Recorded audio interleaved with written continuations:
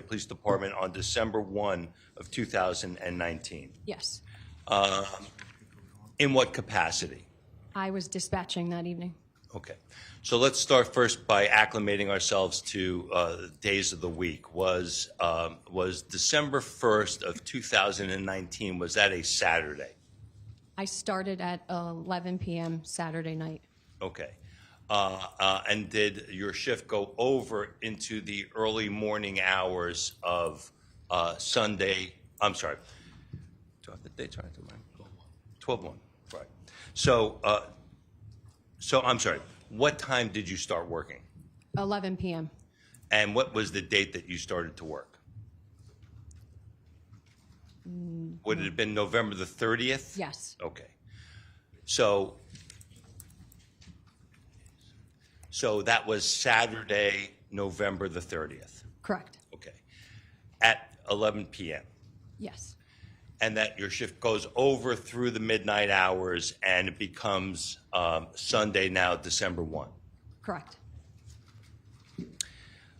And were you working the Ansonia 911 dispatch center during your shift? Yes. Were you working with anyone else besides yourself? Myself. Does on occasion, will other members of the Ansonia Police Department during the course of a shift come into the dispatch center? Yes, they do. So it's not unusual for somebody else to be in there with you? Yes, they can come in. So I want to call your attention to now Sunday morning, so approximately 3 hours into your shift, just before 2 a.m. in the morning. Do you recall getting a 911 call? Yes. Now let's stop there for a second and explain to the ladies and gentlemen of the jury when a police department, are they called like a PSAP center? When a police department receives a 911 phone call, what does that do on your end of the call? It's a different type of ring than the landline. Okay. And it's a different system, different phone. All right. Is there any computers attached to it? Yes. And do you receive any information with regard to anything pertaining to the call?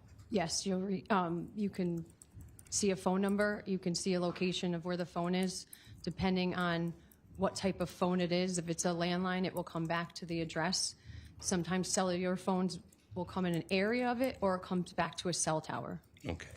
Now, with regard to this particular 911 call that you received shortly before 2 a.m. on December the 1st, did it show up as a landline call? No, it did not. Did it show up as a cellular call? Yes. Did it come back and give you a precise location of where the phone was originating from? It came back to a cell tower. Okay. And do you recall where the cell tower was? South Cliff Street in Ansonia. All right. And when you, did you answer the 911 phone call? Yes, I did. And when you answered the 911 phone call, can you just generally describe in your own words the course of what you heard? I answered by saying, Ansonia 911. There was a male voice on the other line that stated 3 different times Myrtle Ave. During that time, I tried to obtain an address or location on Myrtle Ave by asking, what's the house number? What is your location on Myrtle Ave? I also, during that phone call, after that, the male voice kind of stopped, and then I heard a female voice in the background that stated something as, hang up, stop, who are you talking to? And then after that, I continued to say hello a few times, but I also listened in the background to hear the male and female talking quietly in the background, and I listened to that for a period of time before the phone call was disconnected on the other end. Do you know what the total length of the phone call was? 1 minute and 14 seconds. During the time that you were listening, after the initial male voice where you could hear the male and female just quietly talking in the background, did you hear anything else occurring? No. Did you hear any signs of screaming or yelling? No. Did you hear any signs of fighting or anything breaking? No. Did you hear any voices screaming, "Hey, get out of my house," or anything along those lines? No. Did you hear anything that sounded like physical violence in any way? No. Are you aware, first of all, going back for a second, the male voice that said, I think you said Myrtle Ave 3 times, did you make any observations with regard to the voice? The male's voice was slurred a little. All right. Yes. And would you have any basis in knowledge of to why that voice is slurring? There's many different reasons that it could be slurring. Can you just give us a few of them? It could be a medical issue such as a stroke, diabetes. It could be the person just woke up and is groggy. It could be a speech impairment. It could be intoxication. There's many different reasons. So are you sitting there and assessing the quality of the person's voice, or are you trying to ascertain what assistance they need? I'm trying to obtain what assistance they need. Now, with regard to these 911 calls, does the city of Ansonia record these calls when they come into the dispatch center? Yes, they do. Prior to coming into court today, did you have an opportunity to listen to any 911 calls? Yes, I did. And did you listen to the 911 call, which is the subject of what we're discussing here now? Yes, I did. And when you listened to it, did it sound to be a fair and accurate representation of the 911 call which you remembered participating in on December 1 of 2019? Yes. And I'll offer this at this point, Your Honor. Okay, Attorney Gavin.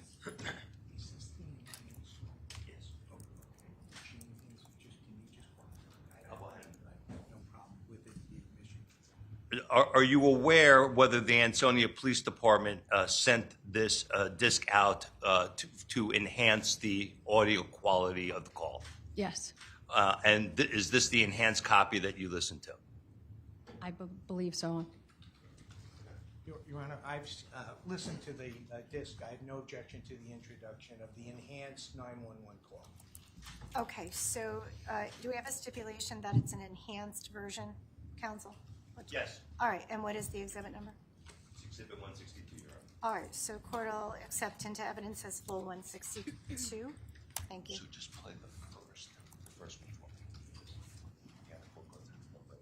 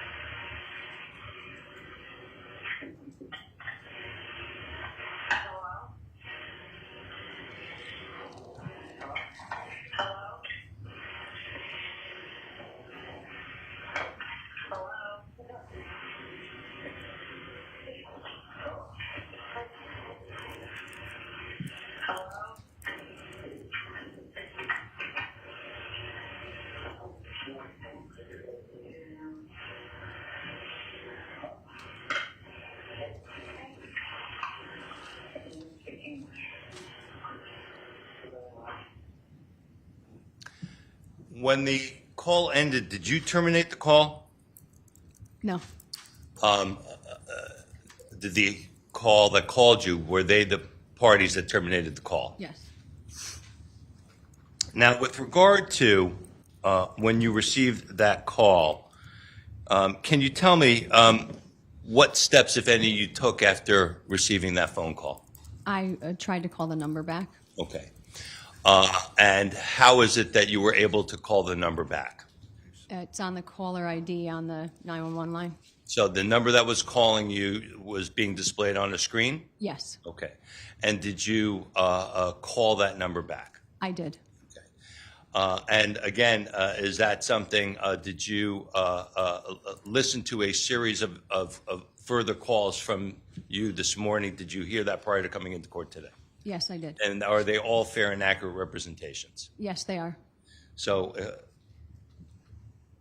would it be fair to say that you made a call at 1:54 and 3 seconds would be your first attempt to call back? Yes. Can you play that for me, please?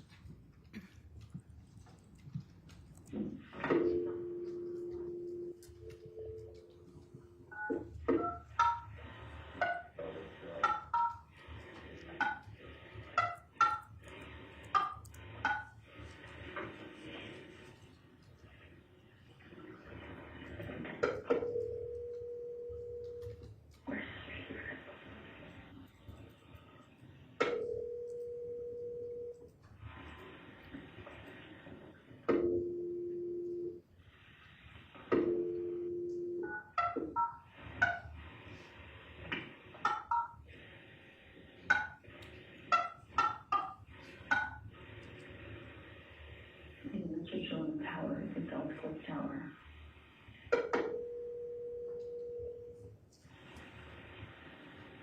I don't know the number. Yeah, so what is it? Yeah.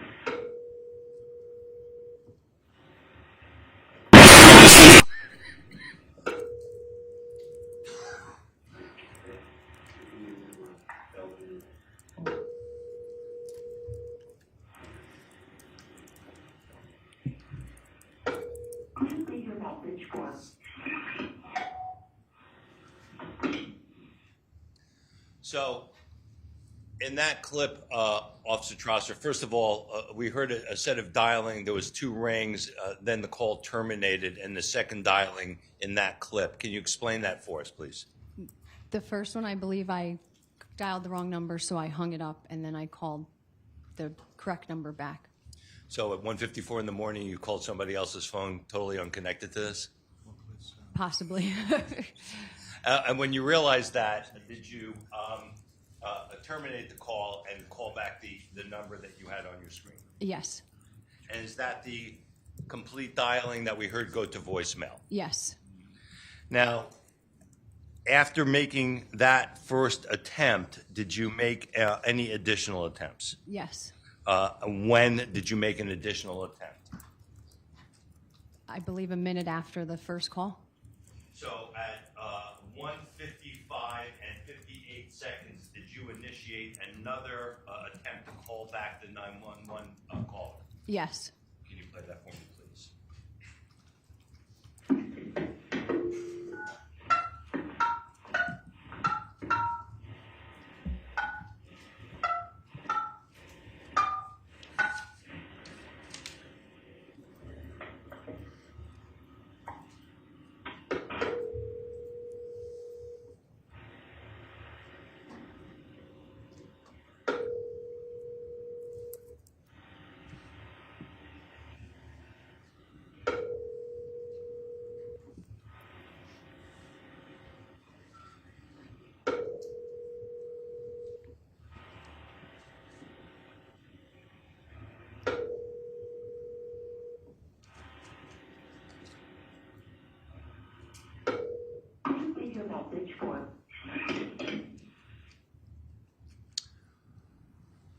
Did you terminate that call at that point? Yes. Okay.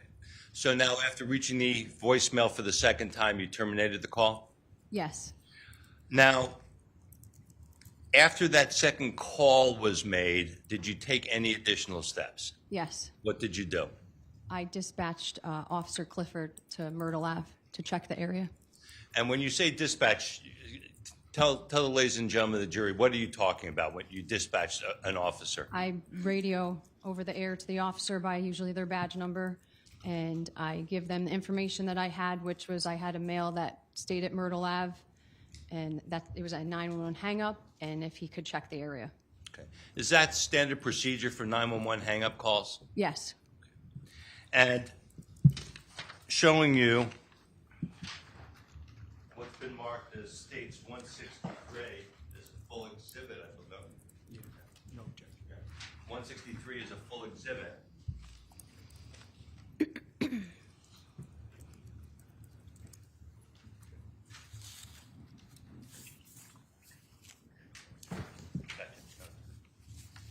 Can you tell me, Officer Tresser, whether you recognize generally what this document is?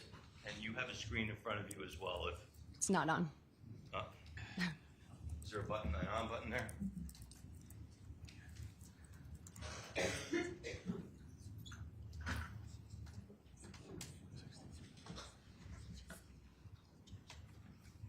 All right. While you're doing that, Counsel, Attorney Gavin, you had no objection to 162. I just have to accept those exhibits into the record, on the record. No objection, Your Honor. Okay, very good. So court will go ahead and accept 162 and 163 as full exhibits. Thank you.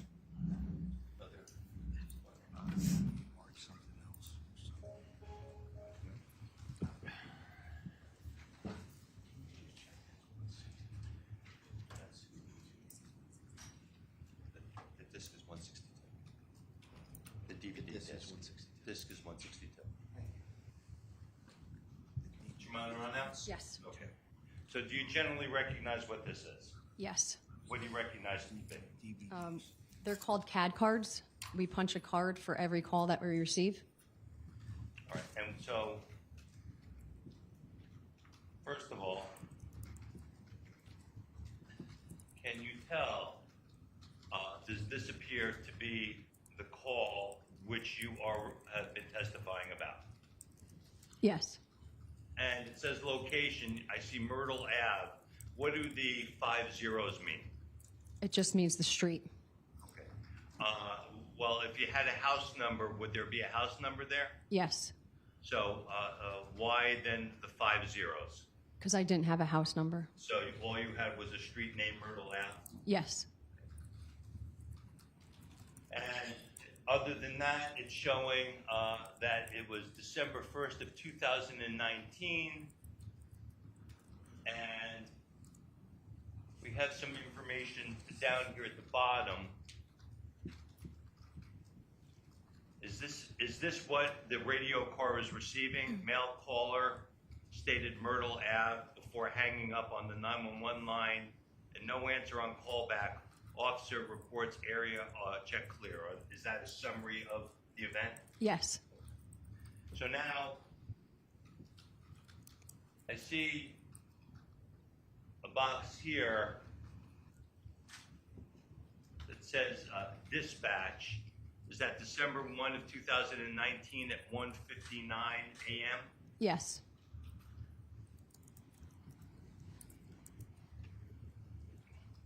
Now, you testified that the second 911 call, or the second attempt for you to make the call was at 1:55 and 58 seconds. So is it fair to say that within a minute or two after terminating that second call, you dispatched a car to the area? Yes. And after you dispatched the car to the area, did you take any further steps yourself? Yes. And what did you do? I called back the number that called into 911 again. So you're now making a third attempt at calling the number back? Yes.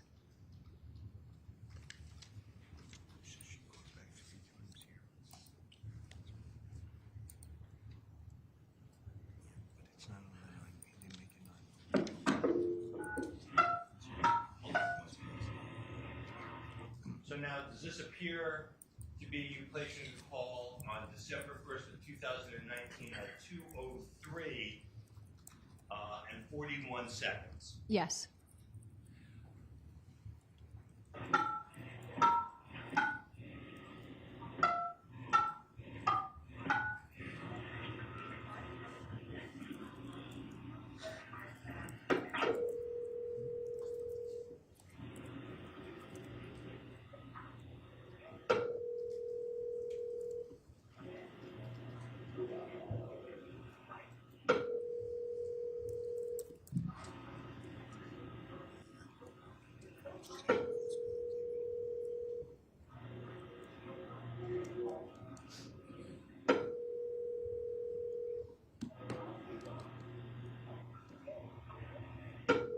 Please leave your message for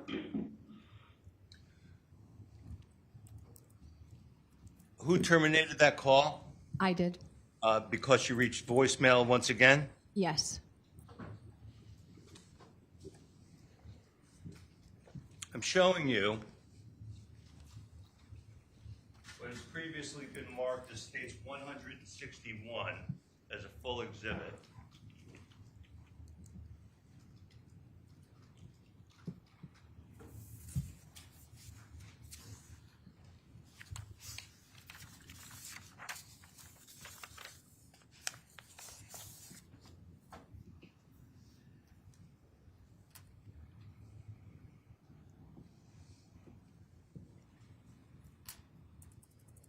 This is a report prepared by an FBI agent that is a full exhibit in this case. Can you tell me, do you see with my yellow pointer here on the bottom of the call-out box on the right side of this exhibit, page 18 of this exhibit, the date December 1st of 2019? Yes. And just below it, there are a series of numbers, 203-735-1885. Do you recognize that telephone number? Yes. What telephone number do you recognize that to be? The Ansonia Police Department. So, does this record appear to correspond with, at 1:54 and 33 seconds, this phone seems to be receiving an incoming voice call from the Ansonia Police Department? Yes. And again, at 1:55:21, another incoming voice message received from the Ansonia Police Department. Yes. And again, at approximately 1:56, another incoming voice message being recorded from the Ansonia Police Department. Yes.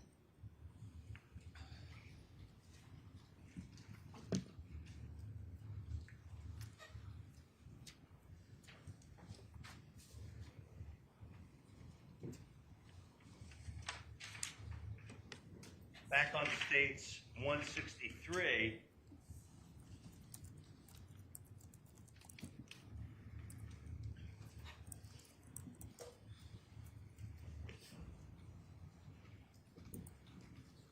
you indicated earlier that you dispatched a radio car at 1:59, and can you tell us what this next column, what this means?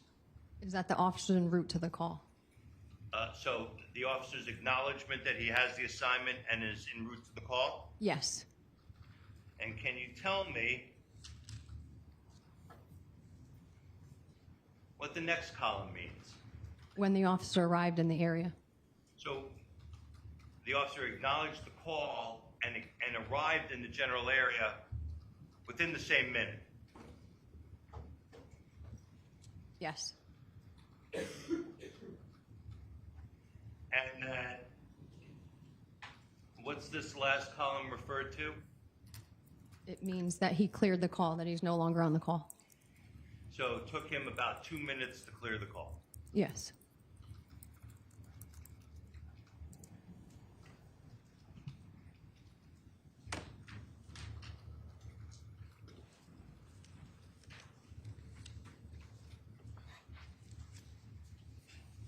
Thank you, Officer Tresser. I have nothing further.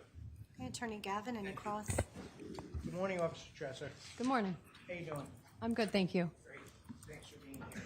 Just tell me, what did you do this morning in review and preparation of your testimony?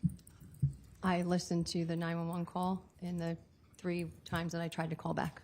Okay. So you listened to it, and did you review the call log report that we just saw? Yes. Okay, great. So you go to work on Saturday, November 30th, and you're working the 11 to 7 shift, is that correct? Correct. Okay, great. So the first call, which was the 911 call that came in to you, looked like it was about 1:52 in the morning, is that correct? Correct. Right, and that call was 1 minute and 14 seconds. Correct. Okay, and do you know the phone number that that call came in from? Not offhand. Okay. As part of this investigation that continued, did you learn that that was Jose Morales' cell phone?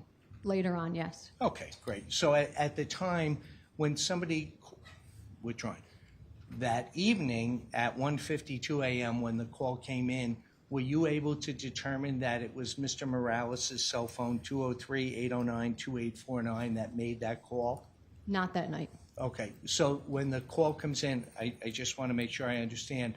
I think you told us if it was a landline phone call that came in, you'd be able to track the number back. Is that correct? Yes. Right. Or to the location. To the location? Yes, Sure, yes. yeah, wherever the landline is. But if it's a cell phone, the only information that the dispatcher would have back at 911 would be a cell tower location. Yes, or sometimes it will come up in an area too. In an area, right? Yes. It's not tied to a specific location like a landline. Correct. Okay, great. So you had the call at 1:52 a.m. and that do you have an enhanced 911 system with fire, ambulance, and police at Ansonia back in 2019? I don't remember if we had what we had. If it's been changed, so I don't remember when it got changed. Yeah, the 911 systems are always always changing as the technology improves, but that's okay. So your dispatch, and I just want to go through this slow with you. You get the 911 call, and there's a separate line from the Ansonia PD at 203-735-1885 versus 911. Is that correct? Correct. Okay, but the first call that is the exhibit that we listened to, that was a 911 call, correct? Yes. And that's automatically recorded, is it not? Yes. Sure, okay. And just so we get this out of the way, that call, you're aware that the call that came in was enhanced, the audio was enhanced so we could hear it better? Yes. Yeah, okay. And I know you didn't do that. You're right, you didn't do that, but it made it clearer for us and the jury to be able to go ahead and hear the call. Yes. Okay, great. So the call comes in at 1:52 a.m., and we heard the 3 times Myrtle, Myrtle, Myrtle, right? Yes. Okay, and I know that was your voice, the female voice on the call, responding to Myrtle, Myrtle, saying what number, what number, what number. Yes. Okay, great. And then I thought I heard you say that you continued to listen on the call for about 1 minute and 14 seconds. Is that correct? I was on the call for 1 minute and 14. Yes. Great. And while you were on the call, not your voice, but did you hear a female voice on the call at that time as well? Yes. Okay. And you told us, I think you said, that the male caller that had called, in your words, was the voice was slurred. Yes. Okay. Tell us what you mean by that. It wasn't clear, I would say. It was slurred. Okay. I would think, correct me if I'm wrong, but when you're assigned to dispatch on 911, you get all sorts of calls, correct? Correct. Right? You get people, there's an emergency and people are very excited, correct? Correct. Okay. And you may have my dog ran out the back door, calm, cool, and collective calls. Yes. Right? And then sometimes you have calls of people that can be under the influence of alcohol or drugs as well, correct? Yes. Right? That sort of happens every day on shift, correct? It's not unusual. I couldn't say every day, but yes, it happens. Yeah, okay, that's something in your career, and I don't know how long you continue to dispatch, but that is not an unusual event, correct?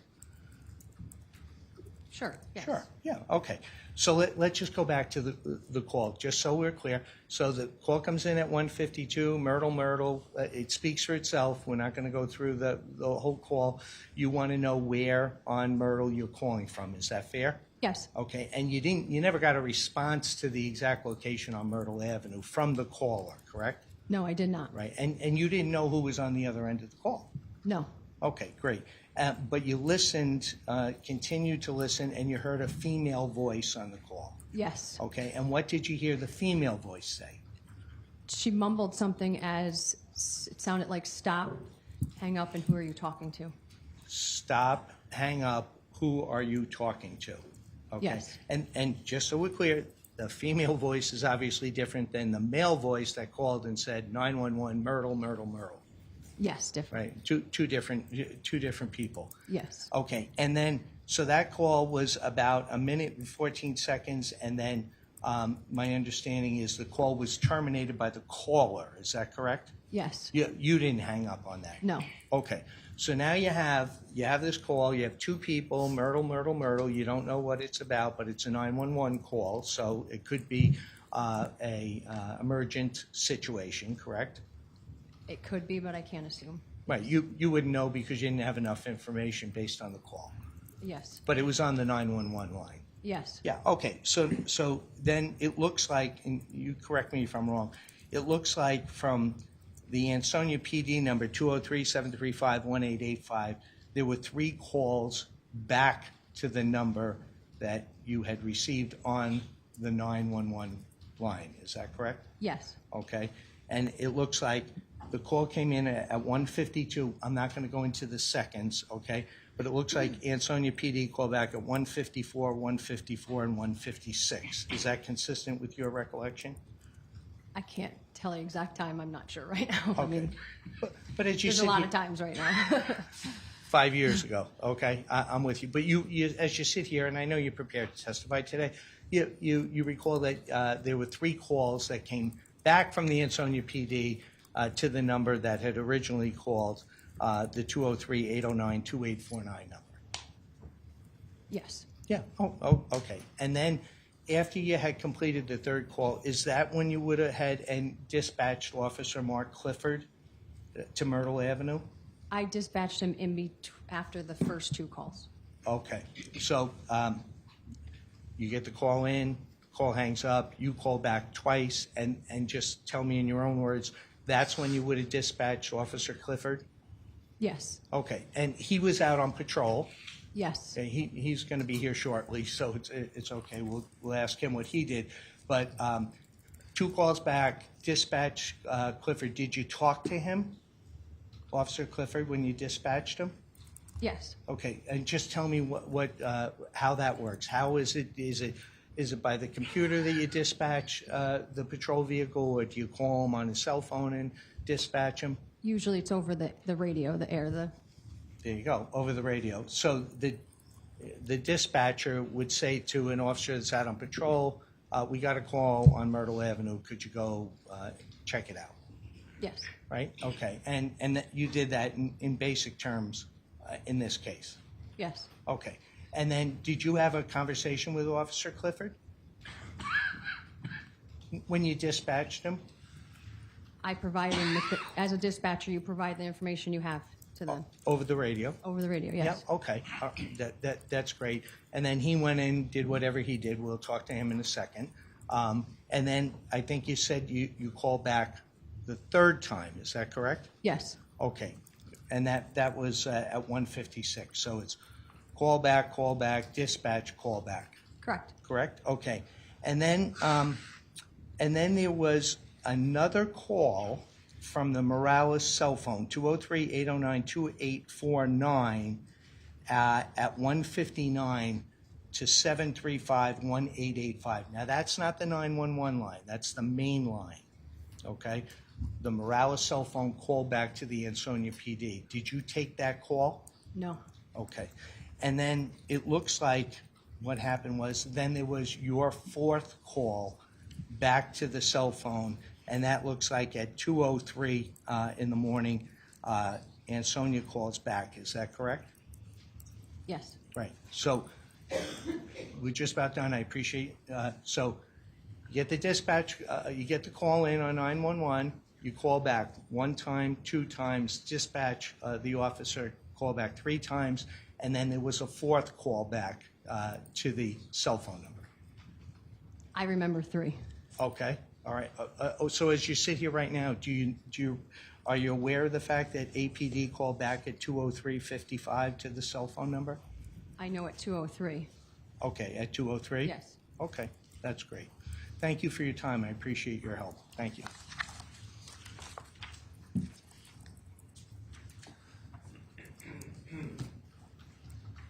Officer Tresser, first of all, when Attorney Gavin was asking you about types of phone calls you receive, I think this scenario went something along the lines of some people can be excited when they call, some people, the dog ran out the back door, they can be calm, and then he asked you about some people can call, they're on drugs and alcohol. Do you remember that question? Yes. Obviously, suggesting to you that slurring on the phone call is a result of drugs and alcohol. Clearly, that was the reason for asking that question. Objection, Your Honor. Sustained. With regard to, do you have, when you hear a person slurring, Your question was sustained, counsel. Start your question over. Sure, I am. Thank you. when you hear somebody calling in on the line and you hear a voice that you said sounded slurred, do you have any basis to know what is causing, first of all, whether that's even a slur, if it's a natural speech pattern of somebody, do you have any basis of knowledge of knowing why you're hearing what you're hearing? No. Can drugs and alcohol create a slur for someone on the phone? Yes. Can a medical emergency, such as a person having a stroke or a diabetic emergency or an altered level of consciousness, cause a slur type communication? Yes. Have you received calls like those before? Yes. Did I hear you mention on the tape as well to whoever was in the dispatch center your impression that you felt that there was a language difficulty with this caller? Yes. Do you recall what you said on the tape? Somewhere along the lines of, I don't think they speak English. So did you, at least, is that reflective of your mind that you believe that there could be a language difficulty? Excuse me. Yes. Hold on a moment. I didn't hear anything on the tape about language difficulties. I'm not sure if he's referring to the exhibit in the 911 call. I'm happy to cue it up. Okay, so Attorney Gavin, I'm going to overrule your objection at this point in time because it deals with an exhibit that's full and it was acknowledged by the witness. So we'll play it again. I appreciate that.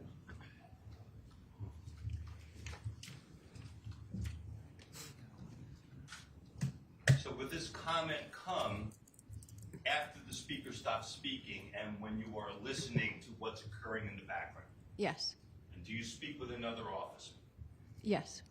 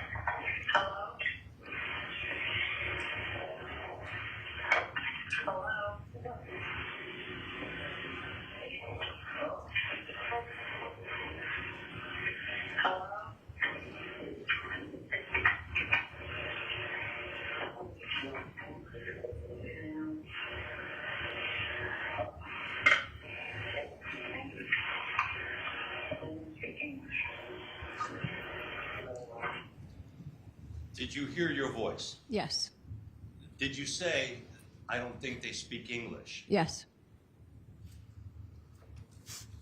Thank you. You're welcome.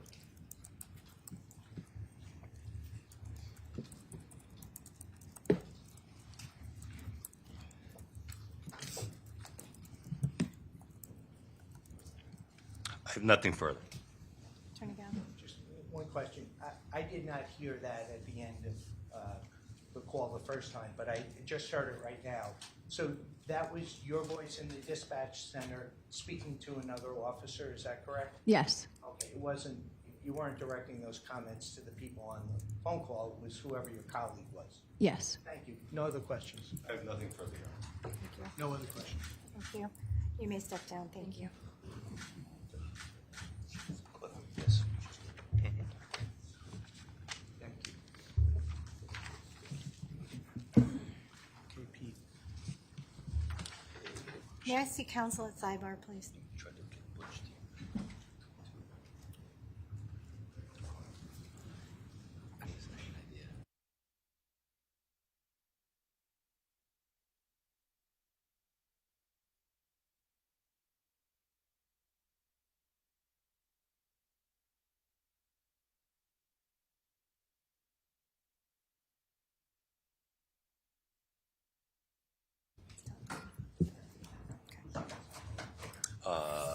Clifford.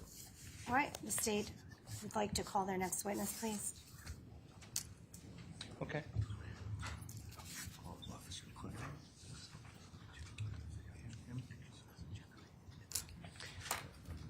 Yeah,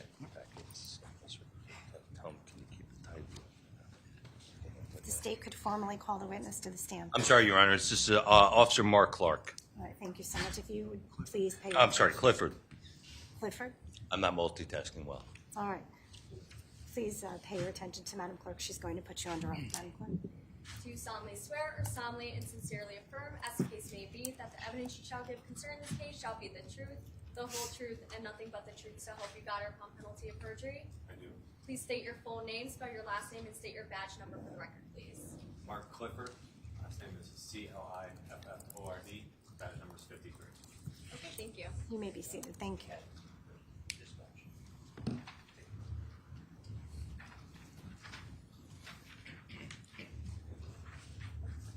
Good morning, Officer Clifford. Good morning. Can you tell us, first of all, who are you employed by? I'm employed by the Ansonia Police Department How long have you been a member of the Ansonia Police Department? since 2012. And can you tell us a little bit about your background, your training, and your experience? Yes, I graduated from the Police Academy in 2012. While on patrol, I was a field training officer where I trained other officers when they were hired. And since then, I have been promoted to the position of detective.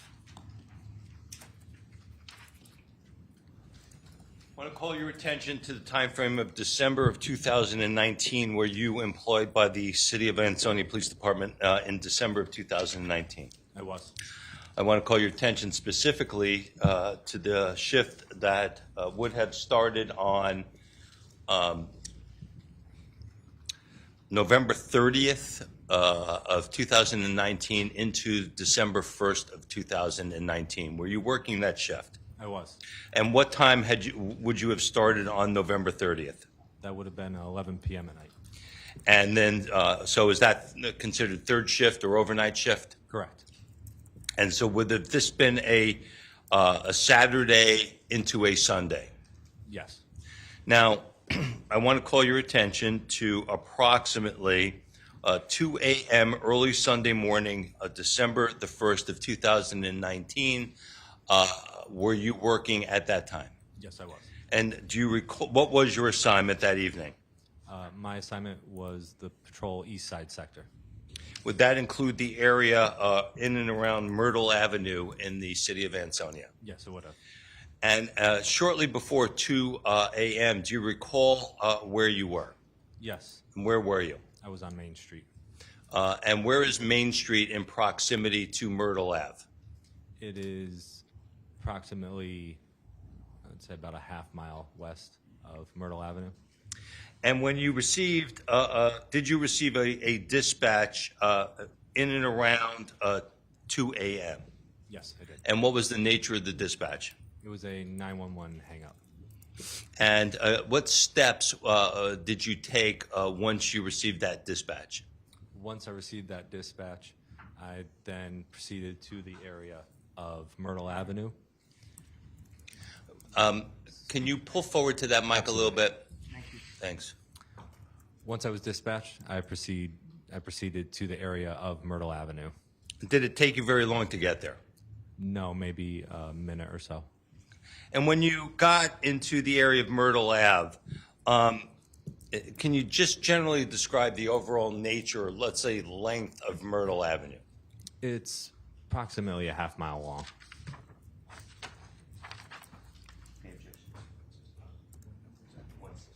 No objection. Your Honor, I've seen Exhibit 164. I have no objection. All right, court will accept into evidence as full states number 164. Thank you. 164.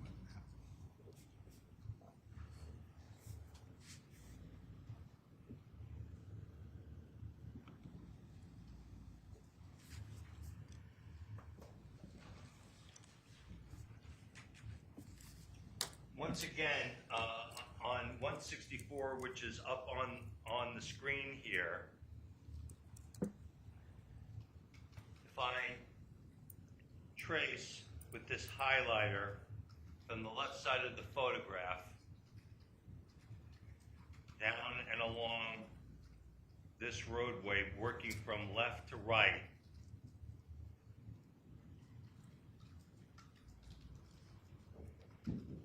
is this Myrtle Avenue? Yes, it is. And is it fair to say that on the right side of the photograph, Myrtle Avenue is a dead end?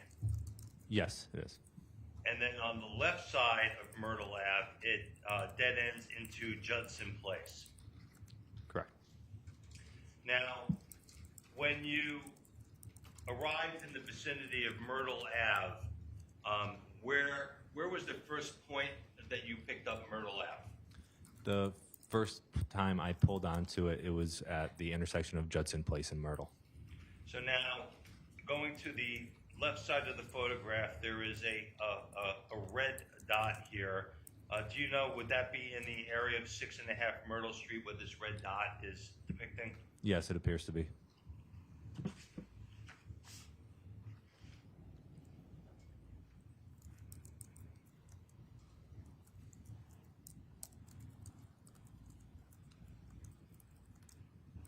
Are you generally familiar with the roads in and around the east sector of your patrol assignment? Yes, I am. So again, where my highlighter is with the red dot in the left-hand portion of the exhibit, is this a section of Myrtle Avenue here? Yes, it is. Is this Judson Place here? Yes. Is this West Street here? Yes. And is this Cottage Avenue here? Yes, it is. So effectively, are you familiar with the location from your patrol assignment of 6.5 Myrtle? Yes, I am. So does it generally sit in this rectangular boundary, Judson, Myrtle, West, and Cottage? Yes. The driveway to 6.5 Myrtle, are you familiar with where that's located? Yes, I am. And where is it? That is on the Cottage Avenue side, closest to West Street.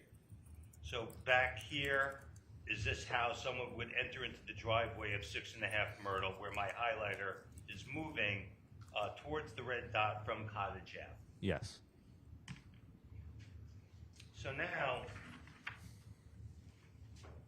when you arrived,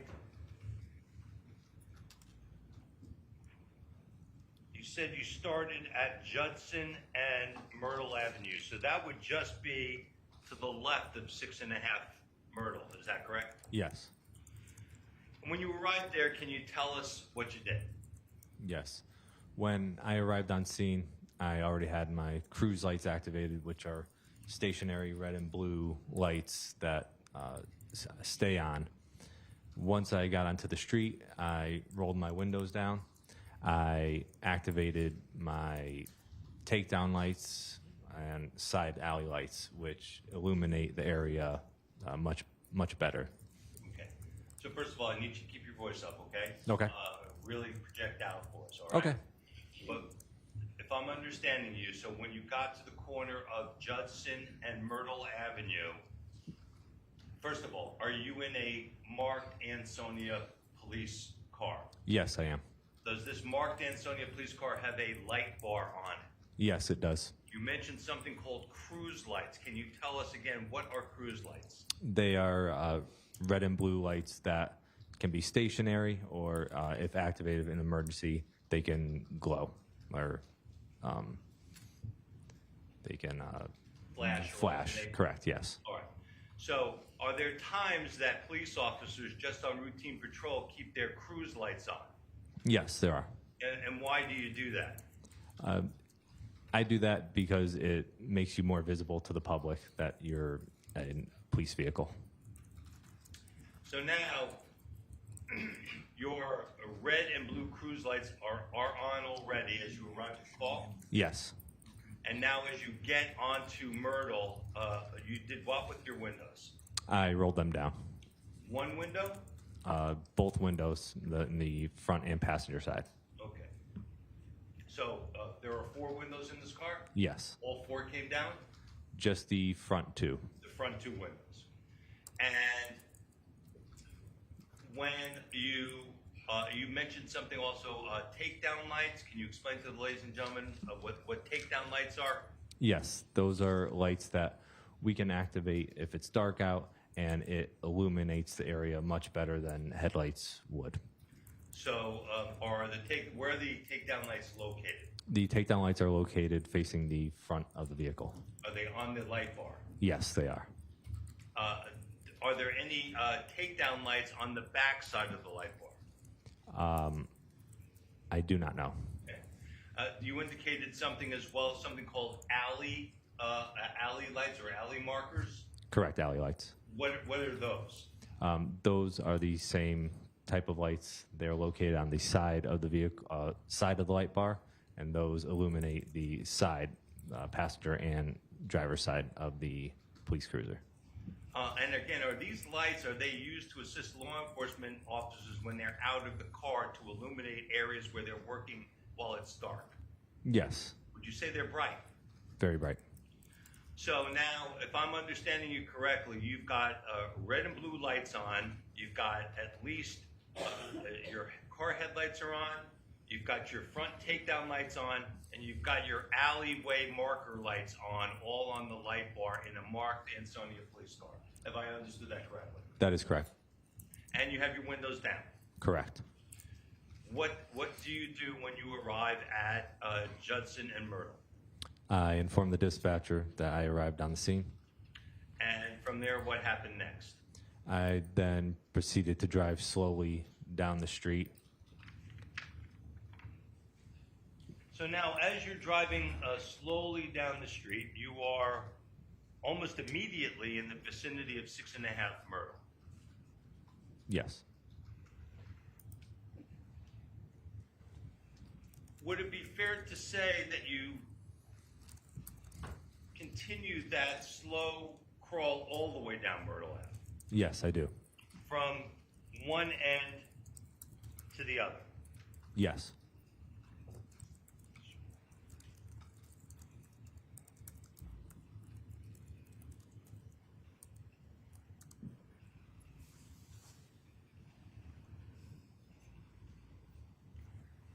So from one end to the other, you reached the opposite side? Yes. And when you reached the opposite side, what did you do? I then turned around and proceeded back. The very same methodology? Yes. Did you go all the way back to Judson Place? Just about. When you say just about, where did you go? Instead of going all the way down to Judson, I made a left-hand turn onto West Street. That's this street here. Yes. Does 6.5 Myrtle Avenue sit on the corner of Myrtle and West Street? Yes, it does. So now, as you're turning on Which way? So you would have turned left on West Street. Yes, that's correct. When you turned left, would the back side of 6.5 Myrtle be visible to you while you're in your car? Yes, it would have. This is December of 2019. Would it be fair to say there were no leaves on the trees in December of 2019? I did not see any leaves on the trees. Did you have the ability with the takedown lights and your alleyway light lighting up the right side of the car to see into the driveway and backyard area of 6.5 Myrtle? Yes, I could. From the moment you arrived on the corner of Judson and Myrtle Avenue, all the way down, all the way back, took you about 2 minutes or so? Yes, that's correct. Showing you what has been previously marked as states 163. I think you said the street was about a half mile in total length. Yes.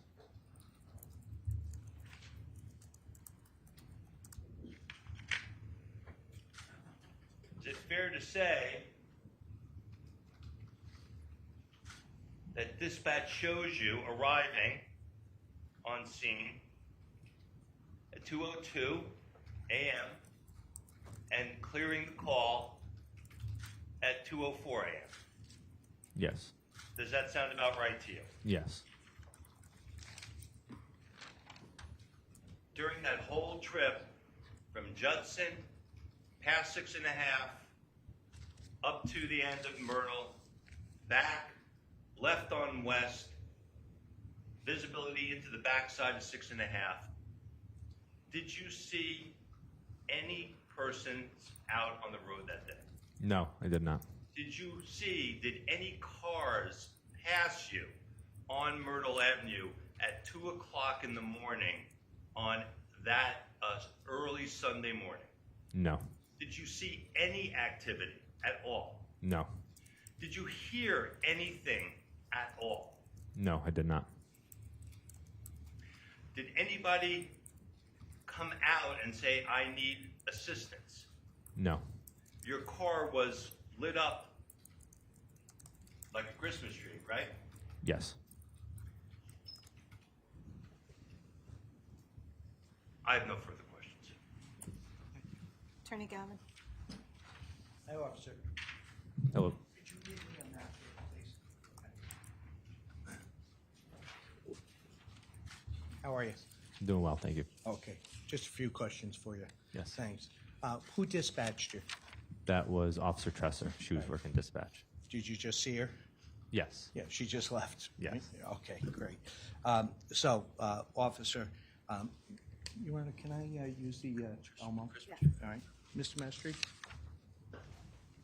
Your Honor, I'm going to use Exhibit 164. This is the map. Thank you. Put that up there, Pete.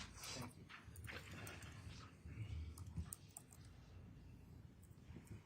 you. We'll start over here. Okay.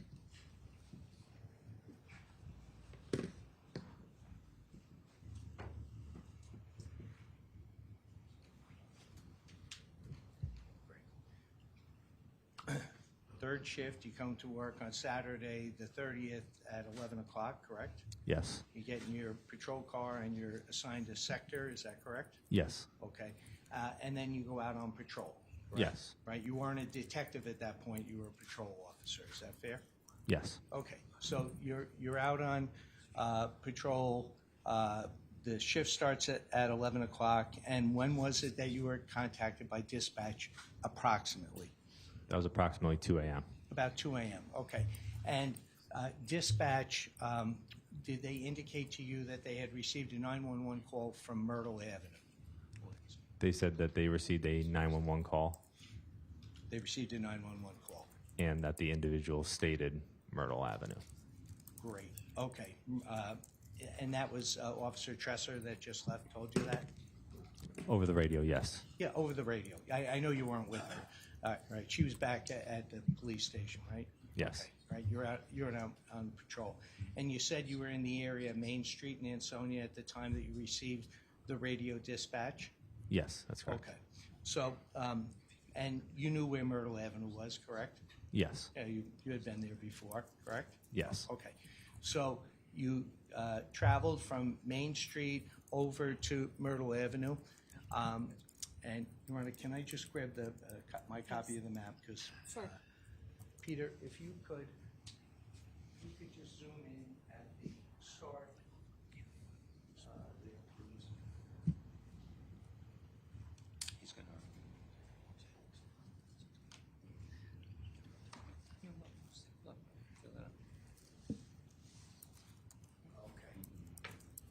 Okay. Thank you, sir.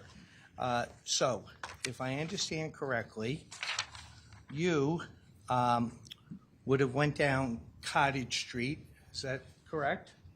This is in the beginning.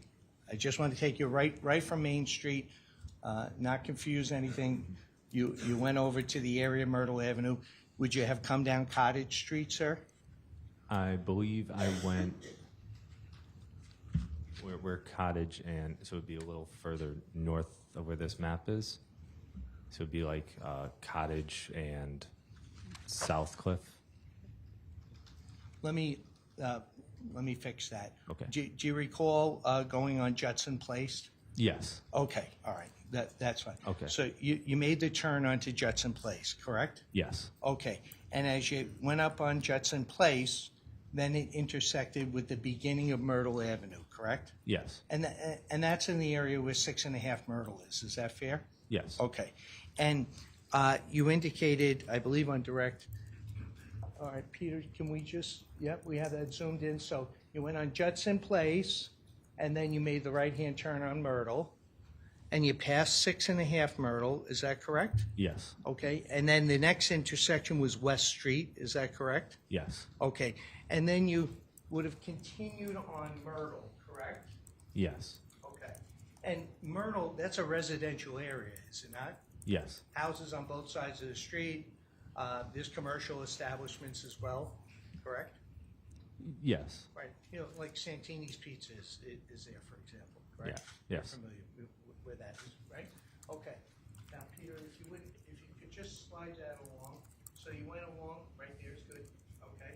You went along Myrtle, and Myrtle has a bunch of intersections with neighboring streets, correct? Yes. Okay? And I think you told us that you traveled along, you would have passed what's marked as Santini's Pizza, correct? Yes. Okay, well, that's great, Pete, all the way down Myrtle, correct? Correct? Yes. Following Mr. Mestry's pen, yeah. And then Myrtle Avenue sort of turns up to the left. Yes. Okay, thank you, Peter, doing fine. Just continue along on Myrtle, and then it looks like it intersects with Hunter's Lane. Yes. Yeah. And then it goes up the hill at that point, correct? Yes. Okay, and it goes all the way up into an area, and it eventually becomes a dirt road, does it not? Yes, it does. Okay, so how long approximately, I know you didn't have your stopwatch out, I get it. How long did it take approximately from the time that you turned on Judson Place on the beginning of Myrtle all the way up to where the dirt road is? I would say that took probably about a minute and a half. Yep, okay, that's fine. And you said you didn't see any traffic and you didn't see anyone that flagged you down at that point, correct? Right. Great, okay. And then did you turn around up where the dirt road is at the end of Myrtle Ave? Yes, I did. Sure, okay. And you didn't change anything with the lights or anything in the patrol car, correct? No. You just basically turned around and came back out of the wooded area, correct? Yes. All the way at the top, and you came back down the hill, correct? Yes. Yeah, okay. All right, Peter, continue, please. And then you went back into the residential neighborhood, correct? Yes. Yeah, okay.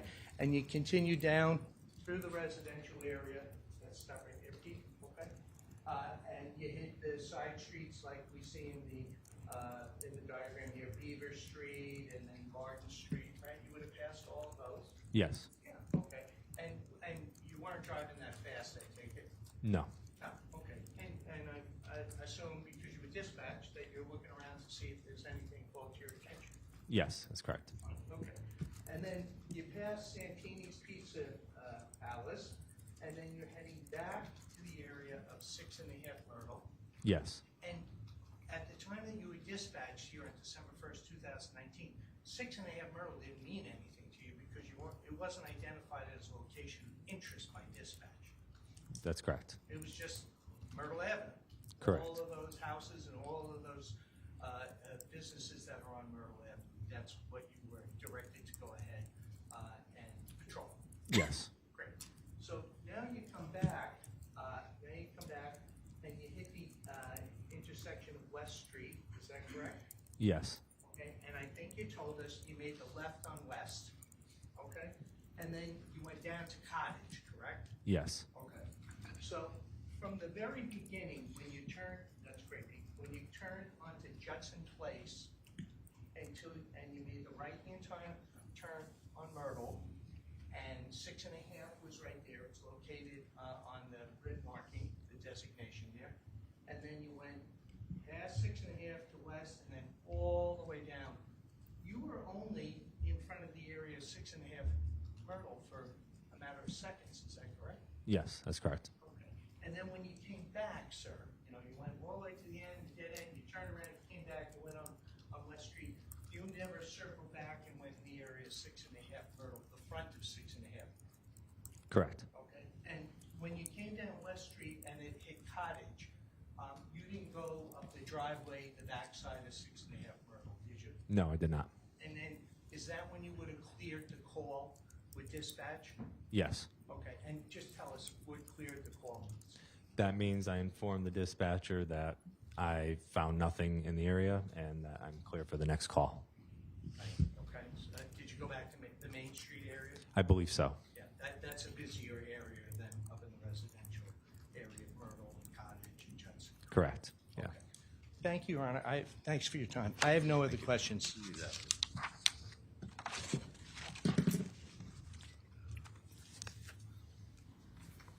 Mr. Clifford, when you first arrived on Myrtle and Judson, you put down your windows, right? Yes, I did. Why did you do that? Because I'd be able to hear if anything was, if anyone needed any assistance better. When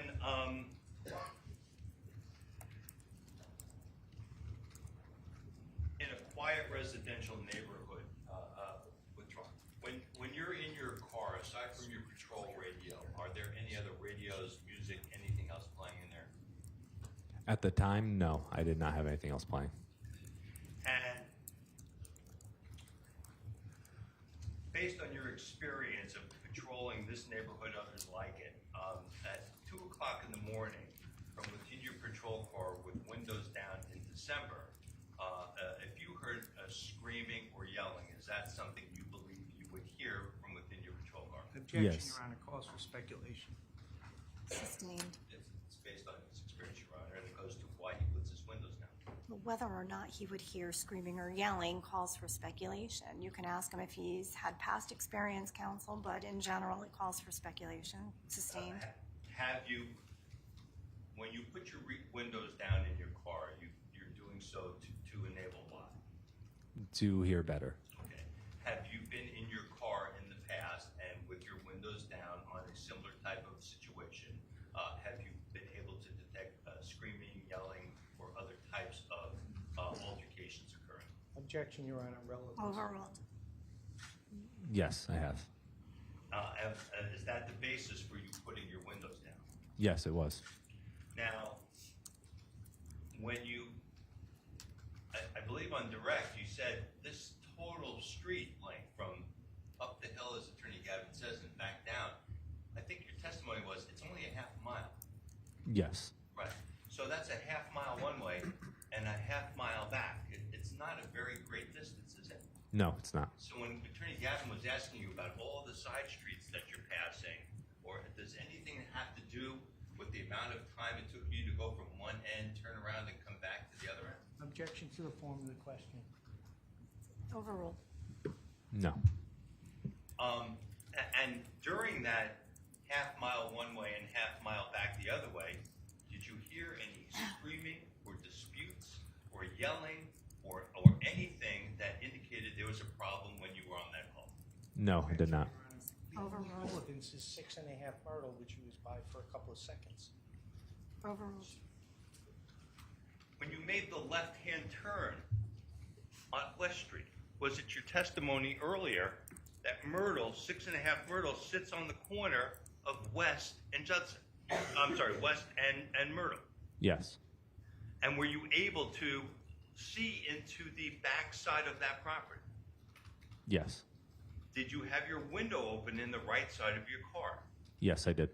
So now, what would have been about 2 minutes by your dispatch ticket, you went by it, traveled up, came back, you cleared the call in 2 minutes. So you left it the first time and were in proximity to it the second time within 2 minutes.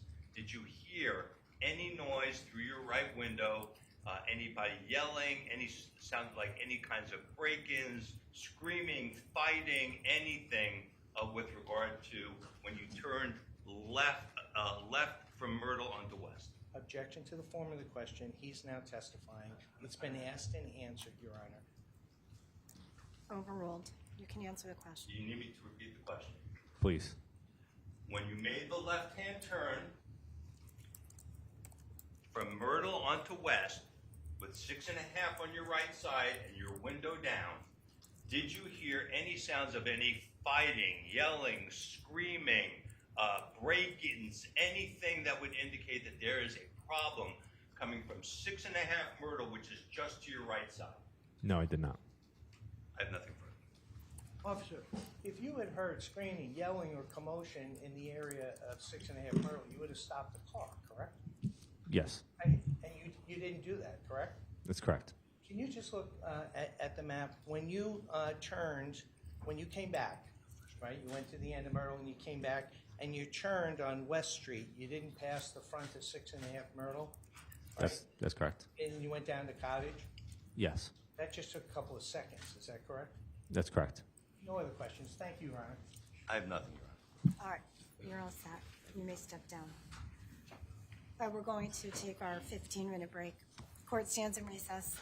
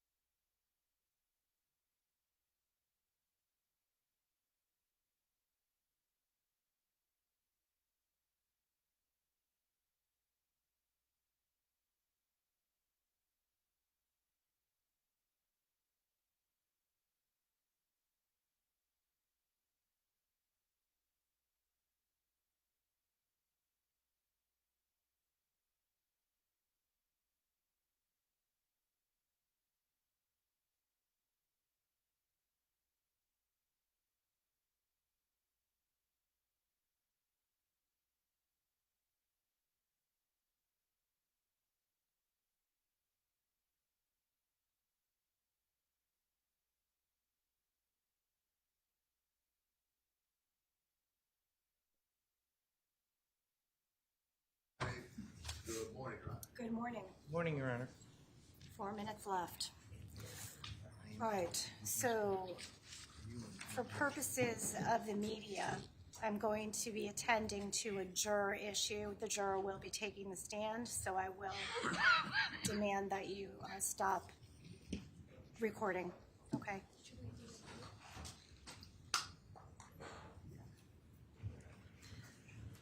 All right, so just for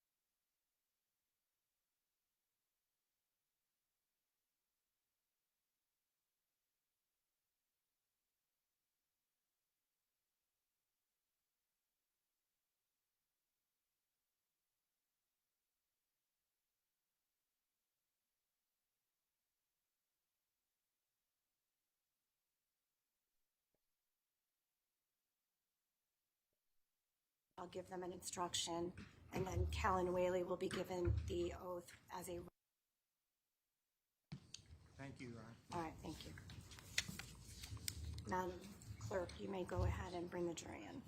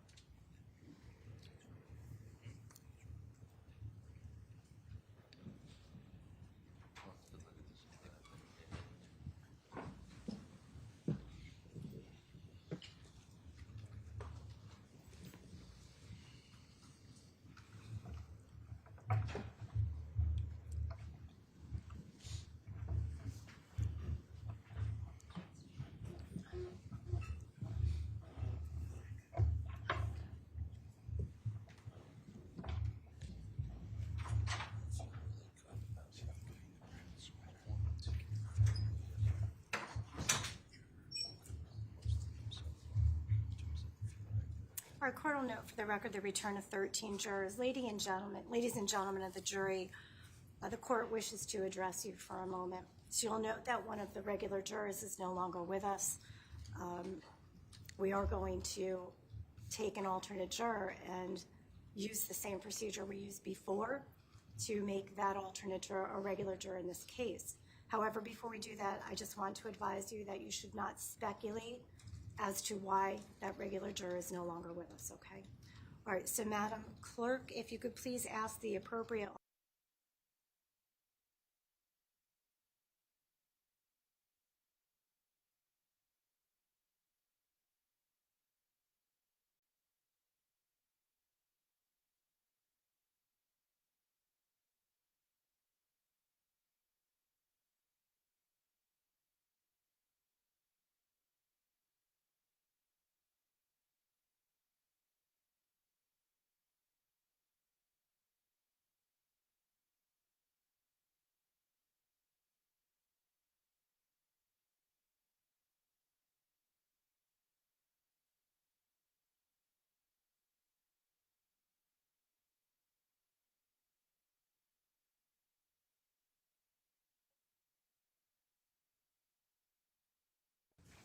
All right, counsel, we are all set to continue. I'll Yes, Your ask the Honor. state to please call its next witness then. Stipulate to the presence of the jury, Your Honor. All right, As well as the state, Your Thank Honor. Patrick Rowling.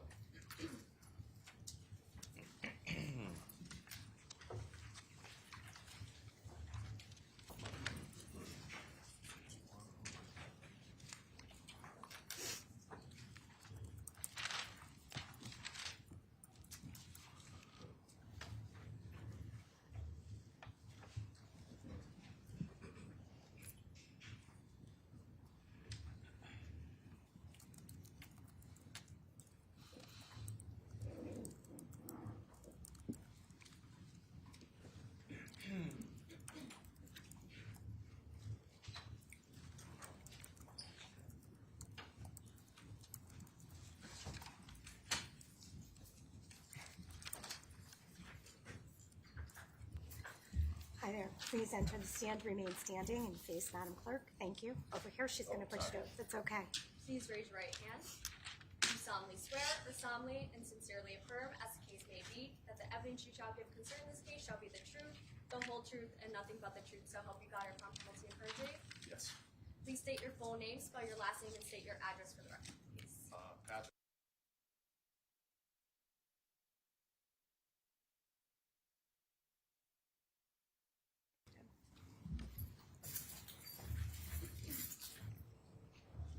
May I proceed, Your Honor? Yes. Good afternoon, Mr. Raleigh. How are you? Good, how are you? Good, thank you. I'd like to just start off and ask you,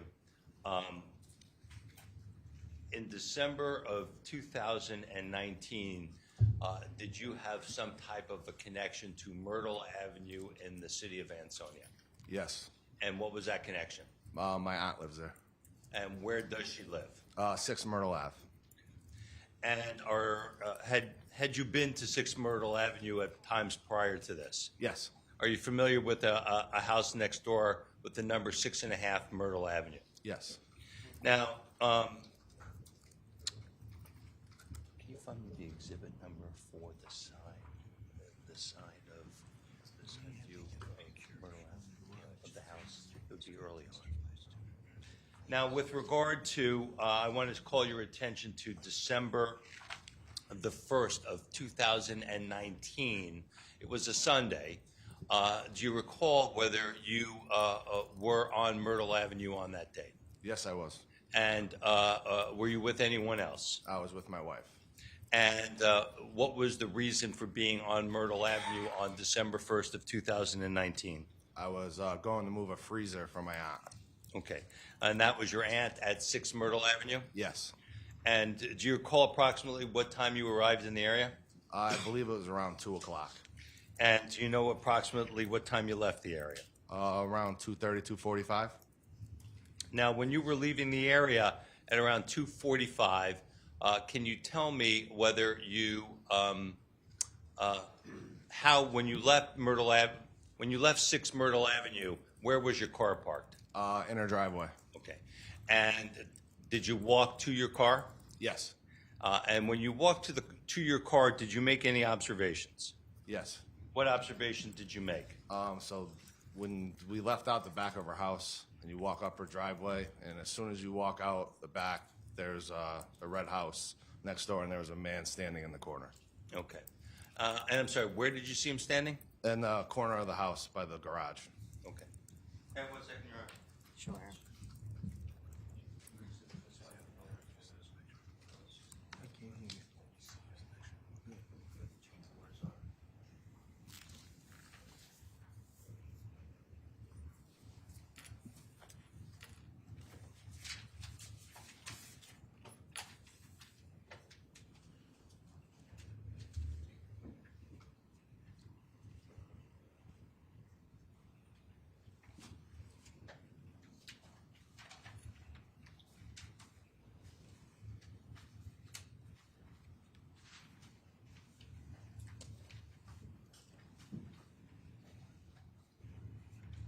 It's an external picture. It's going to be the first one.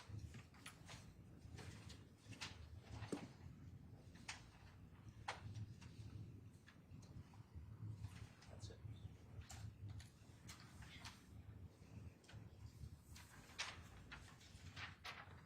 Showing you what has previously been introduced as State Exhibit 6. And not offering it to you for the snow or any of that, but generally, does this appear to be the building that you're referencing? Yes. And can you just, with using your words, tell me where you saw the individual standing? Yeah, if looking at the picture, it's in the right-hand corner. There's a door here, a window, and a door. Can you just, To the right of the door. which door? The door on the right-hand side, not the, yep, This door? yep, So somewhere over here? yep. And the record reflects, Your Honor, at least in State's Exhibit 6, there is a door with a dark window towards the back part of the picture, and my highlighter is just showing to the right of that door. Okay, thank you. Thank you, Mr. Rowley. And with regard to the observation that you made, can you tell us why your attention was called to that person standing there? It was a very windy, cold day, and I think it was snowing or raining, and it was just odd that someone was standing there on his cell phone. It just didn't seem right. Did you make any observations about the person's clothing? I was just wearing a hoodie. And at that time, is that the reason why you took notice of the person? Yes. Had you ever seen that person before? No. Did you, with regard to at least that moment in time, did you take any further action with regard to that individual? No. Did you climb in your car? Yeah. And what happened after that? We went home. All right. At some point in time, did you become aware of an incident that occurred on Myrtle Avenue the weekend that you had visited? Yes.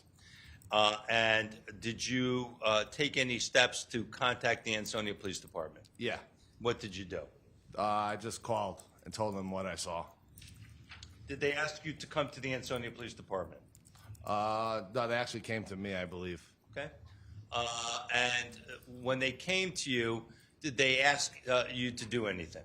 Yeah, they asked me to give a statement and then look at some photos. Okay.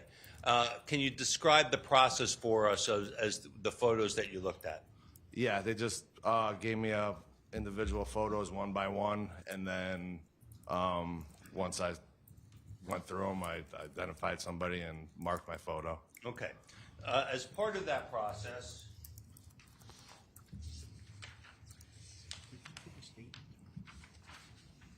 no, just continue. I have no objection. 165 is full, Your Honor, with no objection from the defense. No objection, please, Your Honor. Thank you for making the record. Court accepts 165 in its full. Showing you what has now been marked as States 165, Mr. Rowley, first of all, with regard to these documents, do you generally recognize, let's start with this page, Yes. and does this appear to be a document that was shown to you by the Ansonia Police Department? Yes. And does it state witness instructions regarding identification procedures? Yep.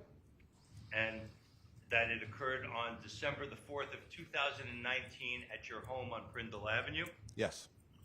And did they ask you to read all of the instructions contained on this form before looking at the photographs? Yes. Then I think you indicated that you looked at each of the photographs. They gave them to you all at once or one at a time? One at a time. And after you went through the series of photographs the first time, did you go through it a second time or any additional time? I'm not sure. Okay. After going through and seeing all the photographs, did you tell them that you believed that you were able to identify one of the individuals? Yes. Showing you what has been, what is the third page, and I'm sorry, Your Honor, States 165 is a stapled 3-page document. Thank you. Showing you the third page of that document, is this the photograph that you stopped on? Yes. And what did you indicate to the Ansonia Police Department about this photo? That's the man I saw standing in the corner of the garage. Talking on the cell phone? Yes. And ultimately, did they ask you to place your name on this photograph? Yes. Do you see your signature there? Yes. And likewise, was it dated with this acknowledgement, with your acknowledgement that the photo contains the suspect? Yes. Did they then ask you, back on page 2 of this document, to sign this acknowledgement and statement with regard to the identification? Yes. The document says, I, Patrick Rowley, acknowledge the above instructions have been read to me by Detective Esposito, and I fully understand the instructions.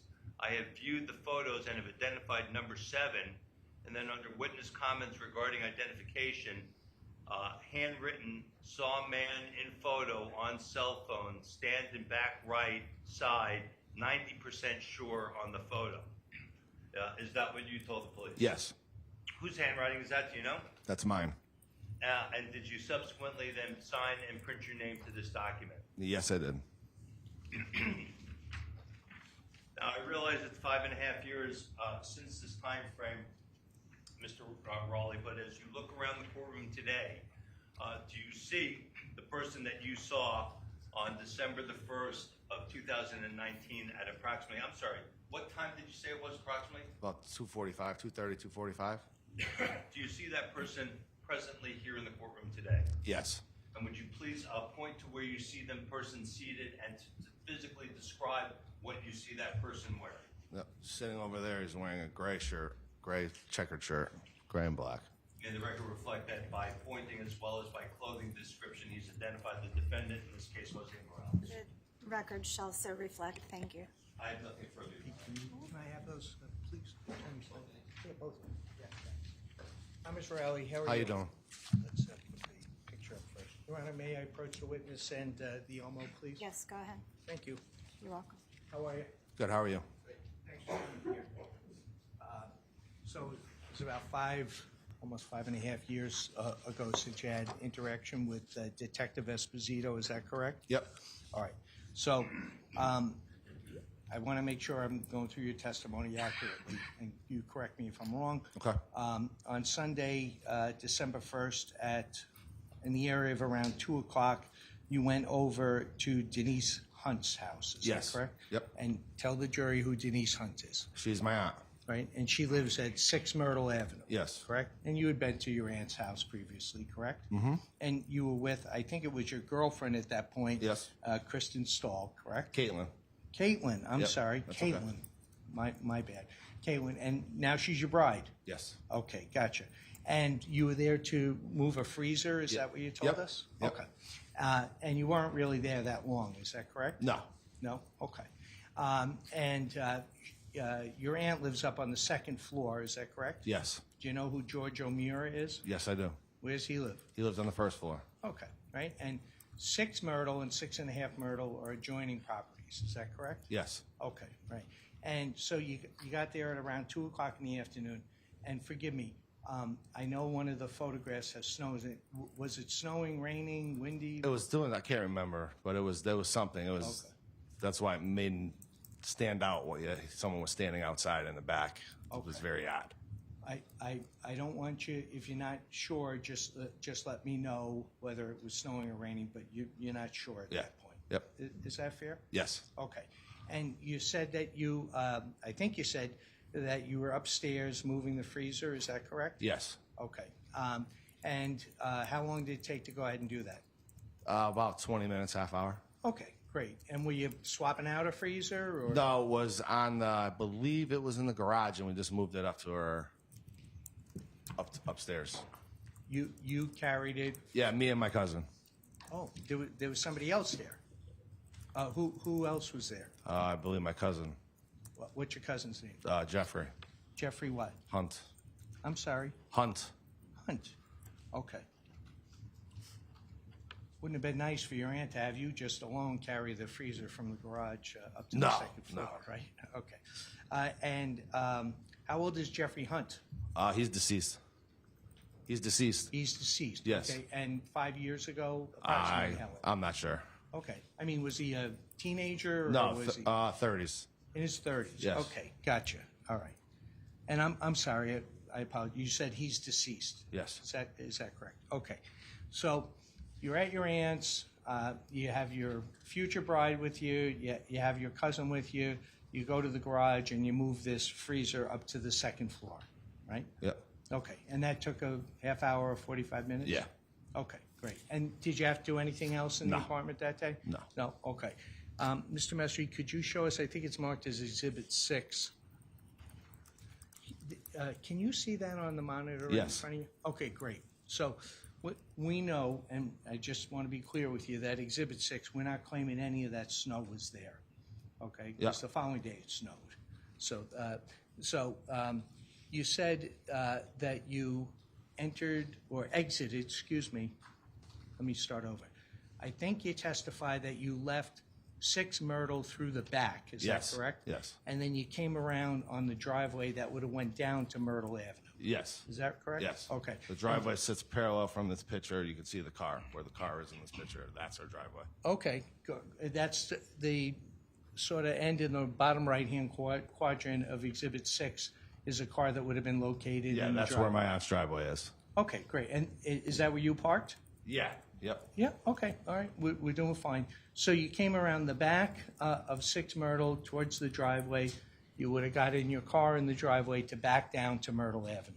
Is that correct? Yeah, well, I always back in when I park, so I just would have pulled out. But yeah. Okay, all right. So you backed in originally, and then you would have Yes. pulled out. Yep. Okay. Now let me just go slow here. When the three of you left your aunt's house, Just me and my wife left. okay, and Jeffrey Hunt stayed with Yeah, your he aunt. lived there. He lived there with your Yes. aunt. Okay, gotcha. All right. So, but he came there with you. No. Was he there already? Yeah, he lives there. Okay, sorry, I don't know, I don't know this. So when you and your bride-to-be arrived, he was already on site? Because Yes. he lived there? Yes. With your aunt that Yes. lived upstairs on the second floor? Yes. We're good? Yes. Okay, all right, great. So you and Caitlin went ahead and left after a half hour, 45 minutes. Is that correct? Yes. Great. And you come down the driveway, and you looked over to the area 6.5 Myrtle. Is that correct? Yeah, well, it's when you come out of her backyard, it's right there. You come out of the gate and you're looking straight and you see that back corner. Okay, great. And are you familiar with that property at all? Yes. Okay, you know there's a 3-car garage Yes. underneath the apartment? Yes. Yeah. The monitor has to take it down, so just let me finish the question before you answer. Okay. I know you know the answer already. It's very difficult when we both speak at the same time. Okay. Thank you. And you're doing fine. Okay, so you leave, you're familiar with the property, you know there's a 3-car garage underneath 6.5 Myrtle Avenue, correct? Yes. All right. And then I think you told the Attorney Stein that on the side of the property, there is a door, then a window, then another door. Is that correct? Yes. And you saw an individual over by the second door closest to the garage at the back of the house. Is that fair? Yes. Okay. And you told Attorney Stein, correct me if I'm wrong, you had never seen that individual before, No. right? How often back in 2019 did you visit your aunt's house? I don't know. It depends. I do a lot of work at her house for her. Okay. All right. So you were there on a regular basis? I would say a regular basis is just if she needs something done, she calls me. I'm the go-to in the family. Oh, okay. It's good to have a go-to. That's right. Right? Okay. So, I mean, would you see your aunt once a month, once a year? Once a month, I would say is a good average. Okay. Just an estimate, that's all. Yeah. Okay. So when you saw the individual at 6.5 Myrtle in the back, you told us you had never seen that individual before. Is that correct? Yes. And you didn't go down and approach and say, hey, hi, what are you doing here, or introduce yourself? No. There was no contact whatsoever between you and that individual. No. And what did you observe that individual doing? He was on his cell phone. Okay, all right. And then you got in the car. Yep. Okay, and Caitlin got in the car. Yep. So just tell us, when you came out the back of 6 Myrtle, you turned down the driveway, you looked over into the adjoining yard, you saw that person. How long did you look at them? The time it takes you to, I opened the gate, held it for my wife, and then walked up the driveway. So 5-10 seconds. Okay, and when you looked over across, did you just glance across for a second or two? Yeah. Yeah, okay, it was quick. Yeah. Yeah, sure, okay, and then you got in the car and didn't think anything of it.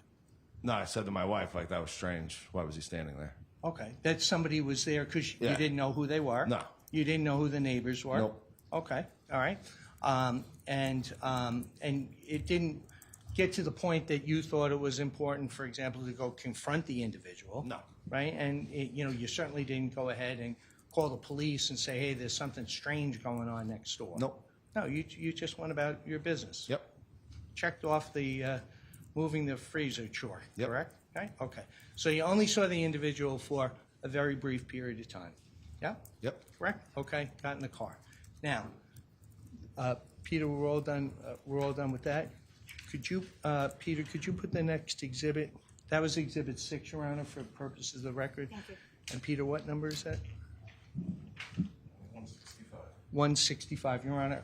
We're going to refer to Exhibit 165. All right. Okay, Peter, could you put the front page, the first page on there for me?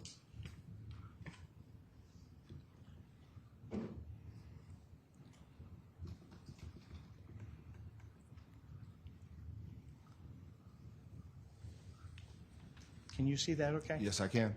Okay. Now, it looks like you went ahead and you interacted with the Ansonia Police Department on the 4th. Is that correct? Yes. Okay. And do you know who Detective Richard Esposito is, sir? Yes. Okay. Just tell us who's Richard Esposito? Just an officer in the Ansonia Police Department. Okay, all right, and that's who you had contact with, is that correct? Yes. Okay, so how was it that you came in contact with Officer Esposito? Did you reach out to the? I called the Ansonia Police Department. Okay, and what day, if you recall, did you call the Ansonia I Police? believe it was on Monday. On Monday? Yeah, Okay. I'm not 100% sure on that. Okay, and this was on Wednesday, the 4th, correct? Yes. Okay, so it was a couple of days had gone by, and did the detective actually come out to your house? Yes. Okay, you didn't go to the Ansonia No. PD? Okay, and I take you were cooperative with the officer? Yes. Correct? Okay, and Your Honor, if I may just come over here for a second. Excuse me.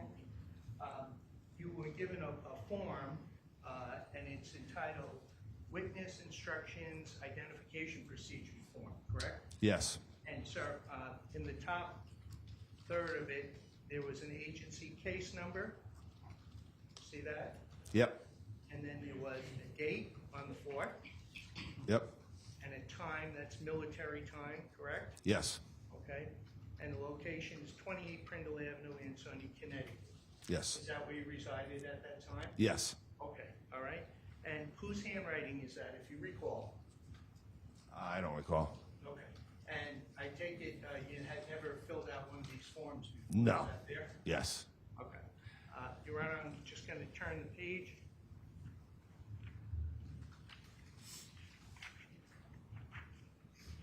The second page of the exhibit. Now, did you fill this out, sir, or Yeah. did the officer fill it out? No, that's my handwriting. It's your handwriting? Yes. Okay. So, Your Honor, just for the record, second page, top portion of the exhibit, it says, I, Patrick Rowley, acknowledge that the above instructions have been read to me by Detective Esposito, correct? Yes. Right? And I'm sorry if I asked you this, I apologize. Had you ever met Detective Esposito prior to that, No. or since? No. No, okay, one time, right? And you told us that he had shown you a series of photographs, is that correct? Yes. Okay, and you picked out one of the photographs, I think you said number 7, is that correct? Yes. Do you recall what the other photographs were of? No.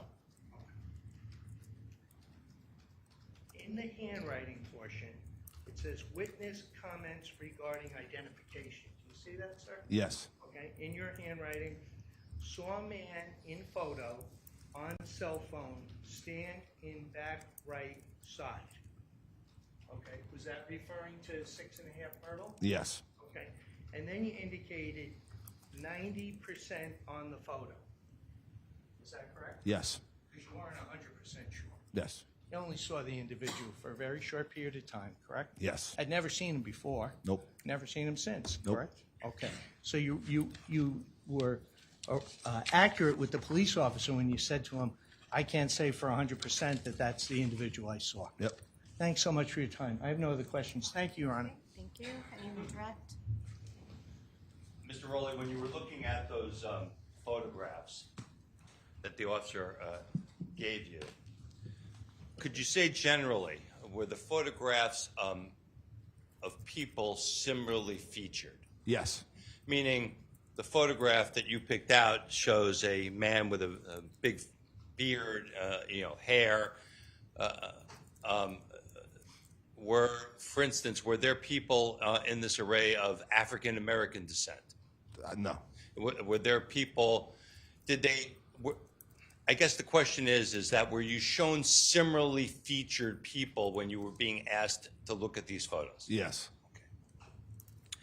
And despite now being shown these photos, of all the photos that they showed you, you stopped on number 7. Yes. And that's when you indicated 90% certainty. Yes. And again, out of your own independent recollection, prior to coming into court, did you have an opportunity to review your paperwork that you provided to the police? Yeah. But as you sit here now, do you have an independent recollection of the man that you stated earlier? Is this the man you saw outside? Yes. I have nothing further. No other questions. Thank you, Your Honor. All right, thank you. You may exit. Thank you.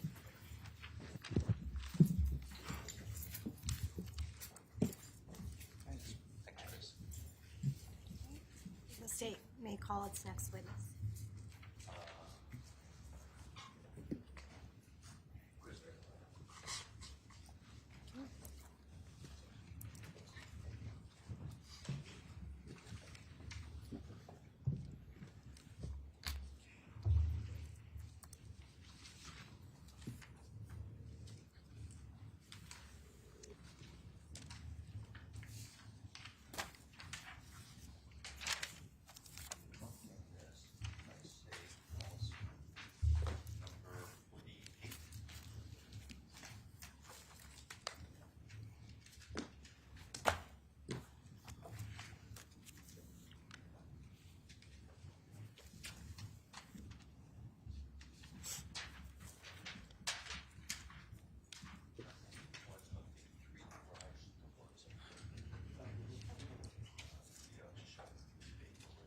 All right, let us just hold on for just 1 minute. We're just going to formally call you to the stand. Oh, sorry. That's okay? This is Christopher Picarella, Your Honor. Thank you very much. All right, sir, thank you.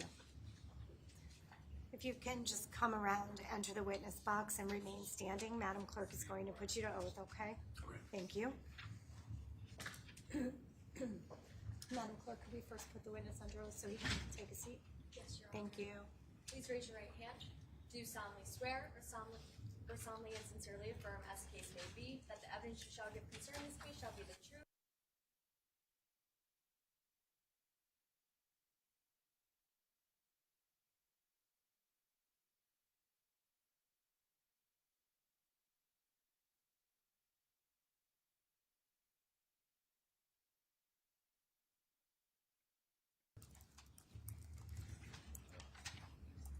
Thank you, Madam Clerk.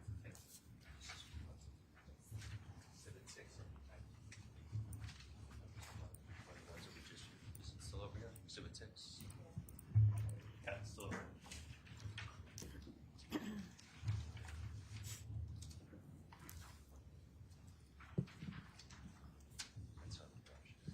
Sure, what number is that? No objection. Your Honor, I've been showed what's been previously marked as Exhibit 166. I have no objection as a full exhibit. All right, court will go ahead and accept into evidence as full Exhibit 166. No objection. Thank you. Thank you, Your Honor. Good afternoon, Mr. Picarella.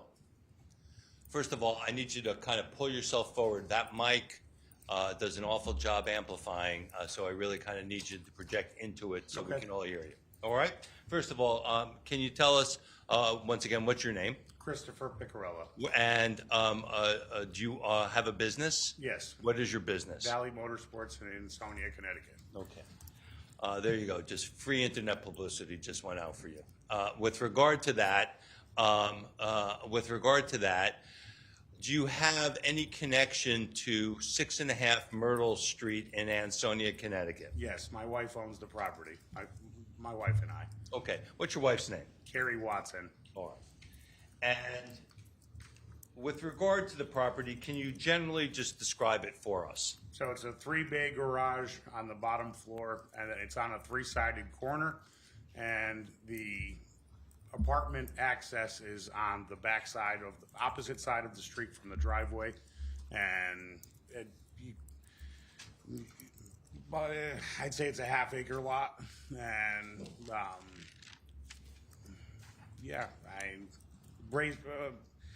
you cannot access the apartment from the garage, and it's totally separate from each other. Okay. So let's focus on two separate things. First of all, so 6.5 Myrtle, there's a garage you told us about. Is there a residential unit? Yes, there's an apartment on top of the garage. Okay. And are there tenants, or were there tenants in December of 2019 who were occupying that apartment? Yes. And do you know the name of the tenants? Christine Holloway. All right. And with regard to the property, the garage area below, did the tenant living in the residential unit have access to the garage area below? No, he did not. No, they did not. Who controlled the garage area below? I used the garage area. For what purposes? It was my workshop, or it is my workshop. And tell us a little bit about what's inside. I have ATVs and side-by-sides and toolboxes, and it's my workshop with Valley Motorsports. I'm into motorcycles, and I use it as my personal garage. Okay. So I'm going to put up for you on the screen, States 10 is a full exhibit. Can you tell me, first of all, if you generally, when I get the right direction for you, do you generally recognize what this is? Yes, that is the 3-bay garage, the 3 bays of the garage that I use, yes. Okay, and immediately above, in the photograph, the center bay, there appears to be a brown dormer, a gray dormer with a window. What is that? That is the bay window in the kitchen of the apartment. Residential unit upstairs? Yes. And the windows for this garage here, are you able to see through them and into the garage? From the outside, not really, because it is tinted. Okay. Showing you now what's been marked State 6 as a full exhibit. Can you tell me whether you recognize what this is? That is the property. That is lower level is the back hallway of the garage. You have one entry door on the back side, and 2 entry doors. The further entry door in this picture is the door that I would normally use. So where my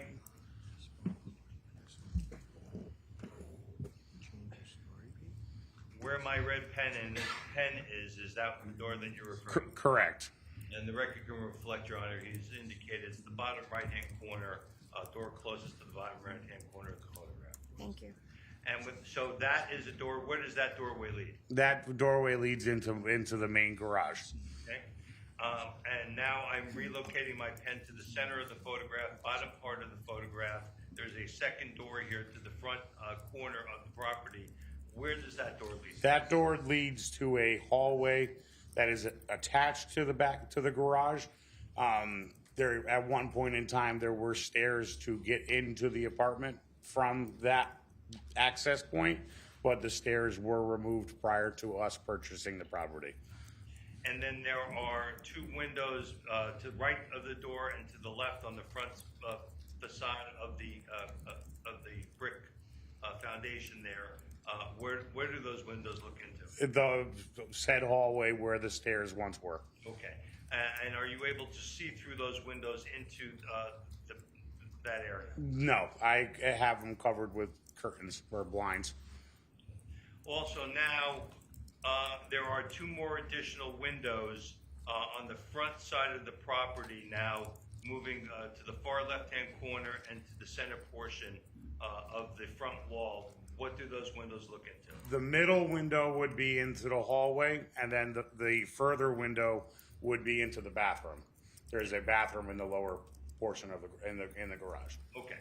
So do I currently have the red pen positioned at the bathroom, the downstairs bathroom window? Correct.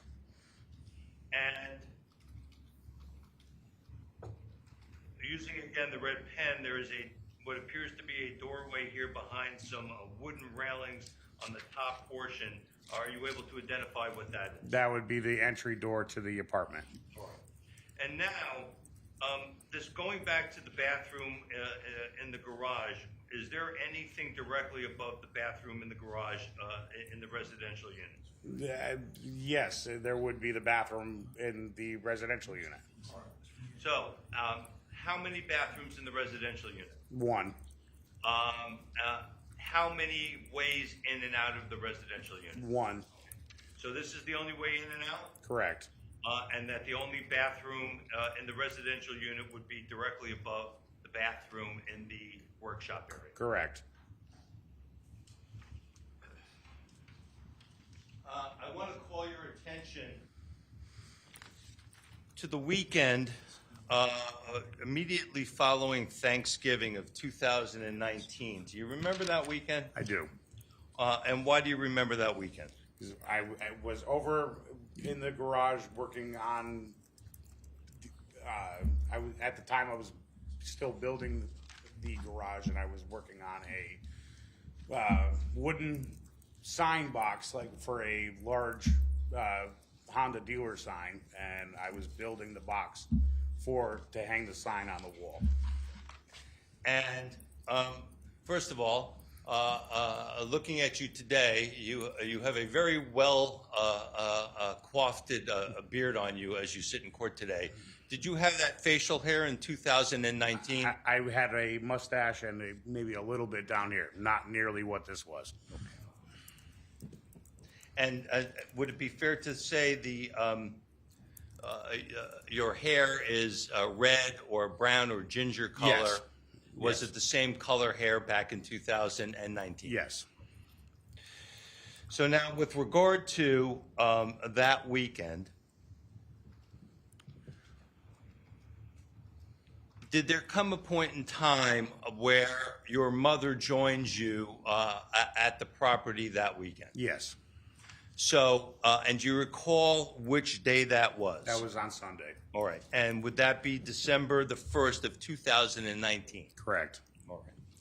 And talking to you, and you were there on Friday and you were there on Saturday as well? Correct. Was your mother with you there on Friday or Saturday? Not that I know of, no. Okay. Well, No, she was not there. all right. So the only day she was with you was on Sunday. Correct. So now, do you recall what time you arrived at the property on Sunday, December the 1st? 2 o'clock, And do you recall what time you left? 6 o'clock. And you're very certain as to your times. Yes. Are you able to tell the ladies and gentlemen of the jury why you are very certain as to the times that you arrived and that you left? I have GPS locations of my phone. I have screenshots of my phone from the GPS locations of while I was there. At some point in time during the course of a subsequent police investigation that you participated in, did you otherwise refresh your recollection as to your times that you were there by looking at the screenshots that you had taken of your phone? I did. And is that how you are able to recall with specificity when you were there? Correct. So now, staying on the Sunday, December the 1st, you said you arrived at 2 o'clock, and what exactly was your purpose? What were you doing? I was building the large frame for the Honda sign that I was trying to hang on the wall. Okay. And when you say you're building, describe the process for us a little. I was using power tools, drills. I was using a compound saw, cutting wood, cutting 2x6s, and yes, And what was your mom doing when you're doing this? assisting me holding the 2x6s, and while I would cut the wood, she would hold one end of the wood so it wouldn't fall, and yeah, she was assisting me with the process. And at some point, let me show you what has been marked as states as 166. It's a full exhibit, Your Honor. Thank you. Up on the screen. Do you generally recognize what this is? Those are the boxes and the Honda sign that I was referring to. Okay. And I'm going to zoom in just a little bit tighter.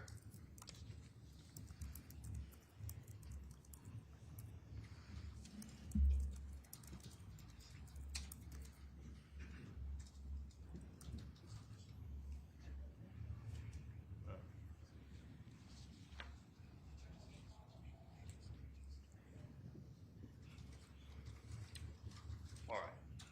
So first of all, can you just tell us about some of the things that we're seeing in this photograph? And there's a monitor there for you as well. So there is my UTV side by side in the center. I have two pre-built sign boxes leaning up against the side of the UTV, and then in the foreground is the part of the Honda sign in the box on what I believe is a table.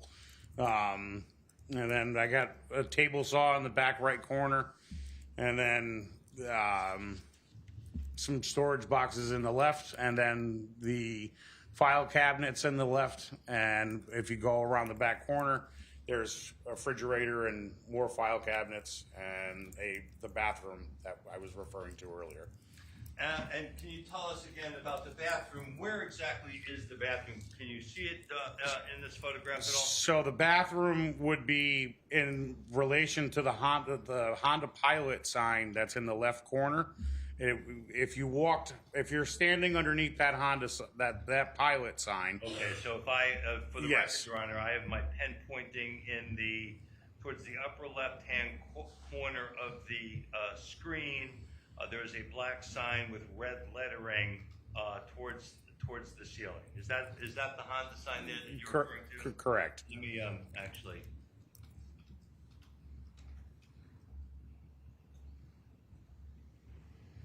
So if you stood underneath that, the bathroom door would be immediately to your left. All right. And then again, is it so under this? Is there a hallway? What's over there? So it is I'd say 10 foot by 10 foot recess off the back of the garage, and then the bathroom is to your left. Is that the hallway? Yes, the width of the hall. It stays with the width of the hallway. So back on state 6. So that front door there. Correct. Goes down the hallway, and here's the window here. Is that? I can't see where you're What's that on the pointing. screen, Oh, Counsel? sorry. So into down this hallway, and this is the bathroom window here? Yes. So yes. And that's the bottom left-hand portion of the foundation, Your Honor, underneath the wooden railing. And so coming at it from this direction, under the Pilot sign, you walk back into that same hallway, and there's the bathroom? Correct. So now, and we left that the bathroom for the upstairs is almost directly above the bathroom here. Correct.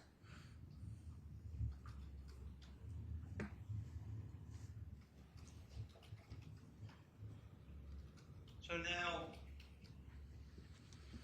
again, just kind of help us all understand the apartment above.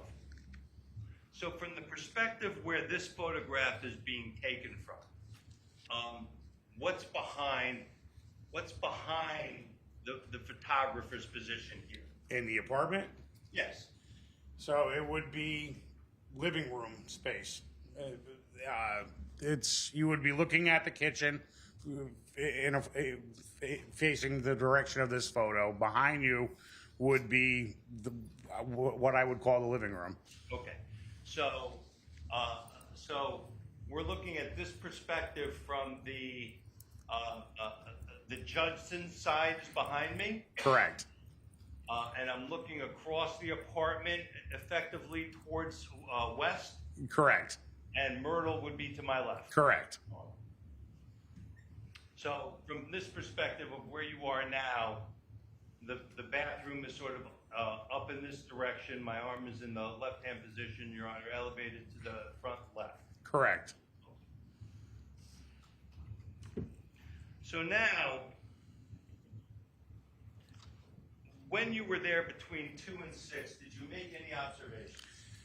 I did make an observation. I was at one point using the saw, and I heard what sounded like movement of furniture upstairs, and it was enough noise to have me stop what I was doing and conversate with my mother, who was also there with me, and just ask what is going on upstairs.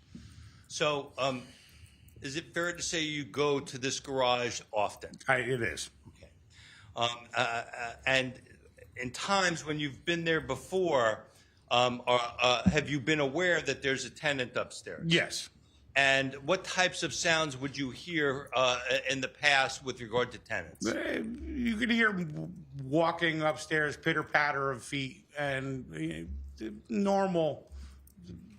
Nothing that was, I'd say, out of the normal.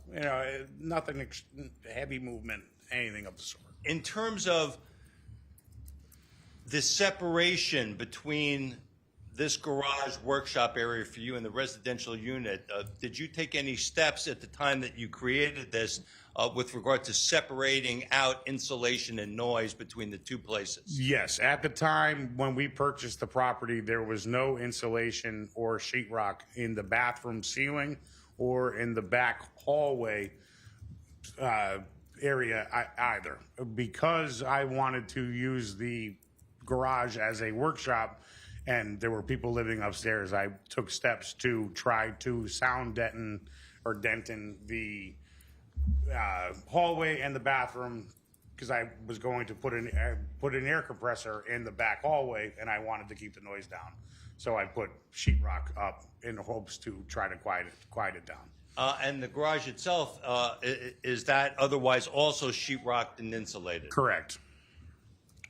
And therefore, based upon your normal activity at this time, you're aware at times of other tenant movement. Correct. But was this episode now on December the 2nd, was that typical of the type of noises that you would hear? No, it was loud. It was louder than normal. And again, can you describe what it is that you thought was going on? It sounded like somebody was moving furniture. And am I understanding you correctly that the sound of this noise was of sufficient quality that you stopped working with power tools that you were using? Correct. And did I understand you correctly that you said something to your mother about it? Yes. And how long did this go on for? I'd say a minute or so, a couple minutes max. Okay. And did you then continue on with what you were doing? Correct. I did. All right.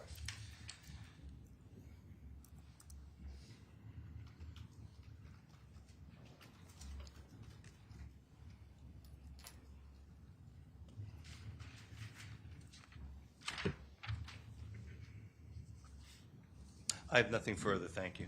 All right, so Your this Honor, is a I'm good going time. to have the witness for a little while, so I Yeah. was wondering if we could take the break at this juncture. We would go into lunch recess. May I see council sidebar before we do that, please?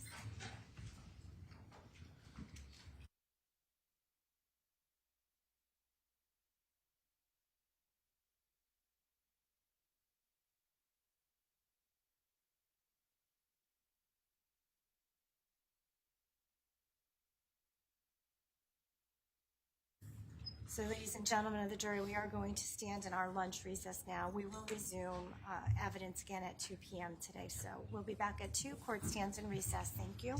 All rise, court to recess.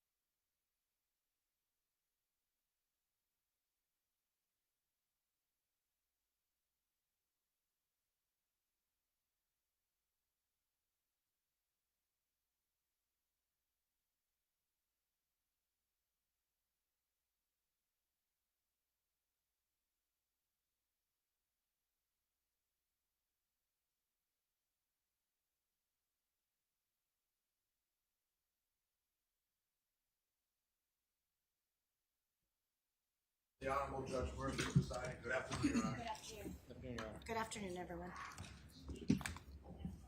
Are we ready to proceed? We have a witness on the stand. We'll bring the witness back on the stand. Yes. Thank you. Yeah.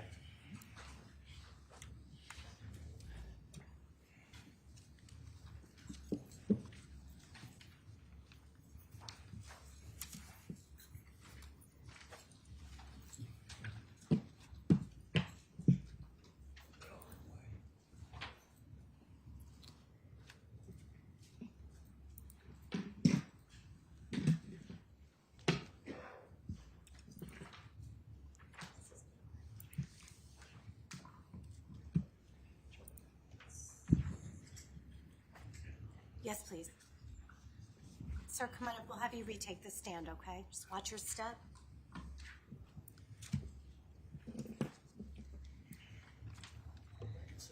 Yes, please. Just would like to remind you, sir, you do remain under the obligations of your oath that you took when you entered the witness stand, okay? All right, we can bring the jury in, Madam Clerk.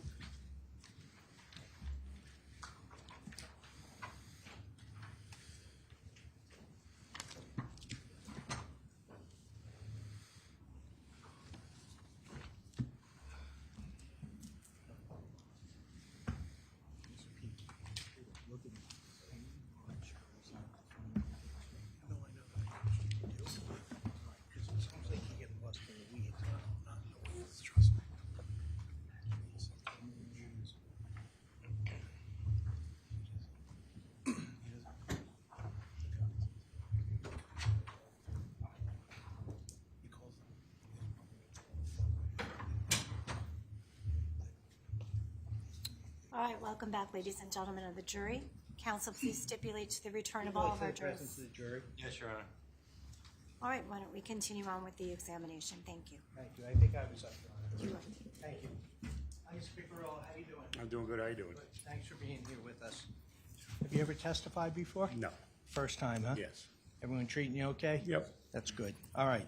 I just want to run through the events that you testified to on direct examination this morning as well. And I also have the records of your interviews and such, okay? Okay. So see if it's consistent with you. And we'll start off with the easy thing.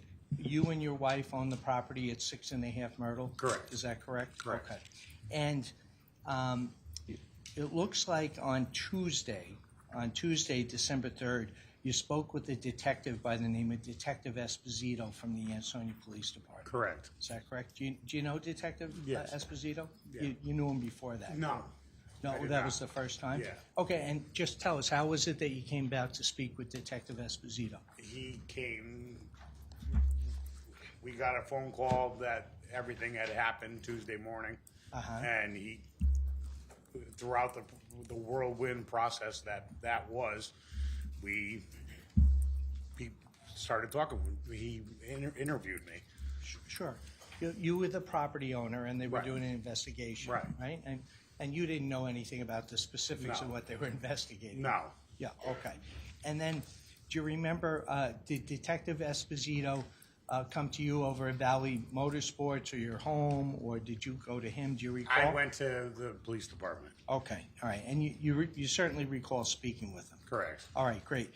And when you were speaking with him, you told Detective Esposito that you were working on Friday, 11/29/2000. Let me just finish because we can't talk at the same time.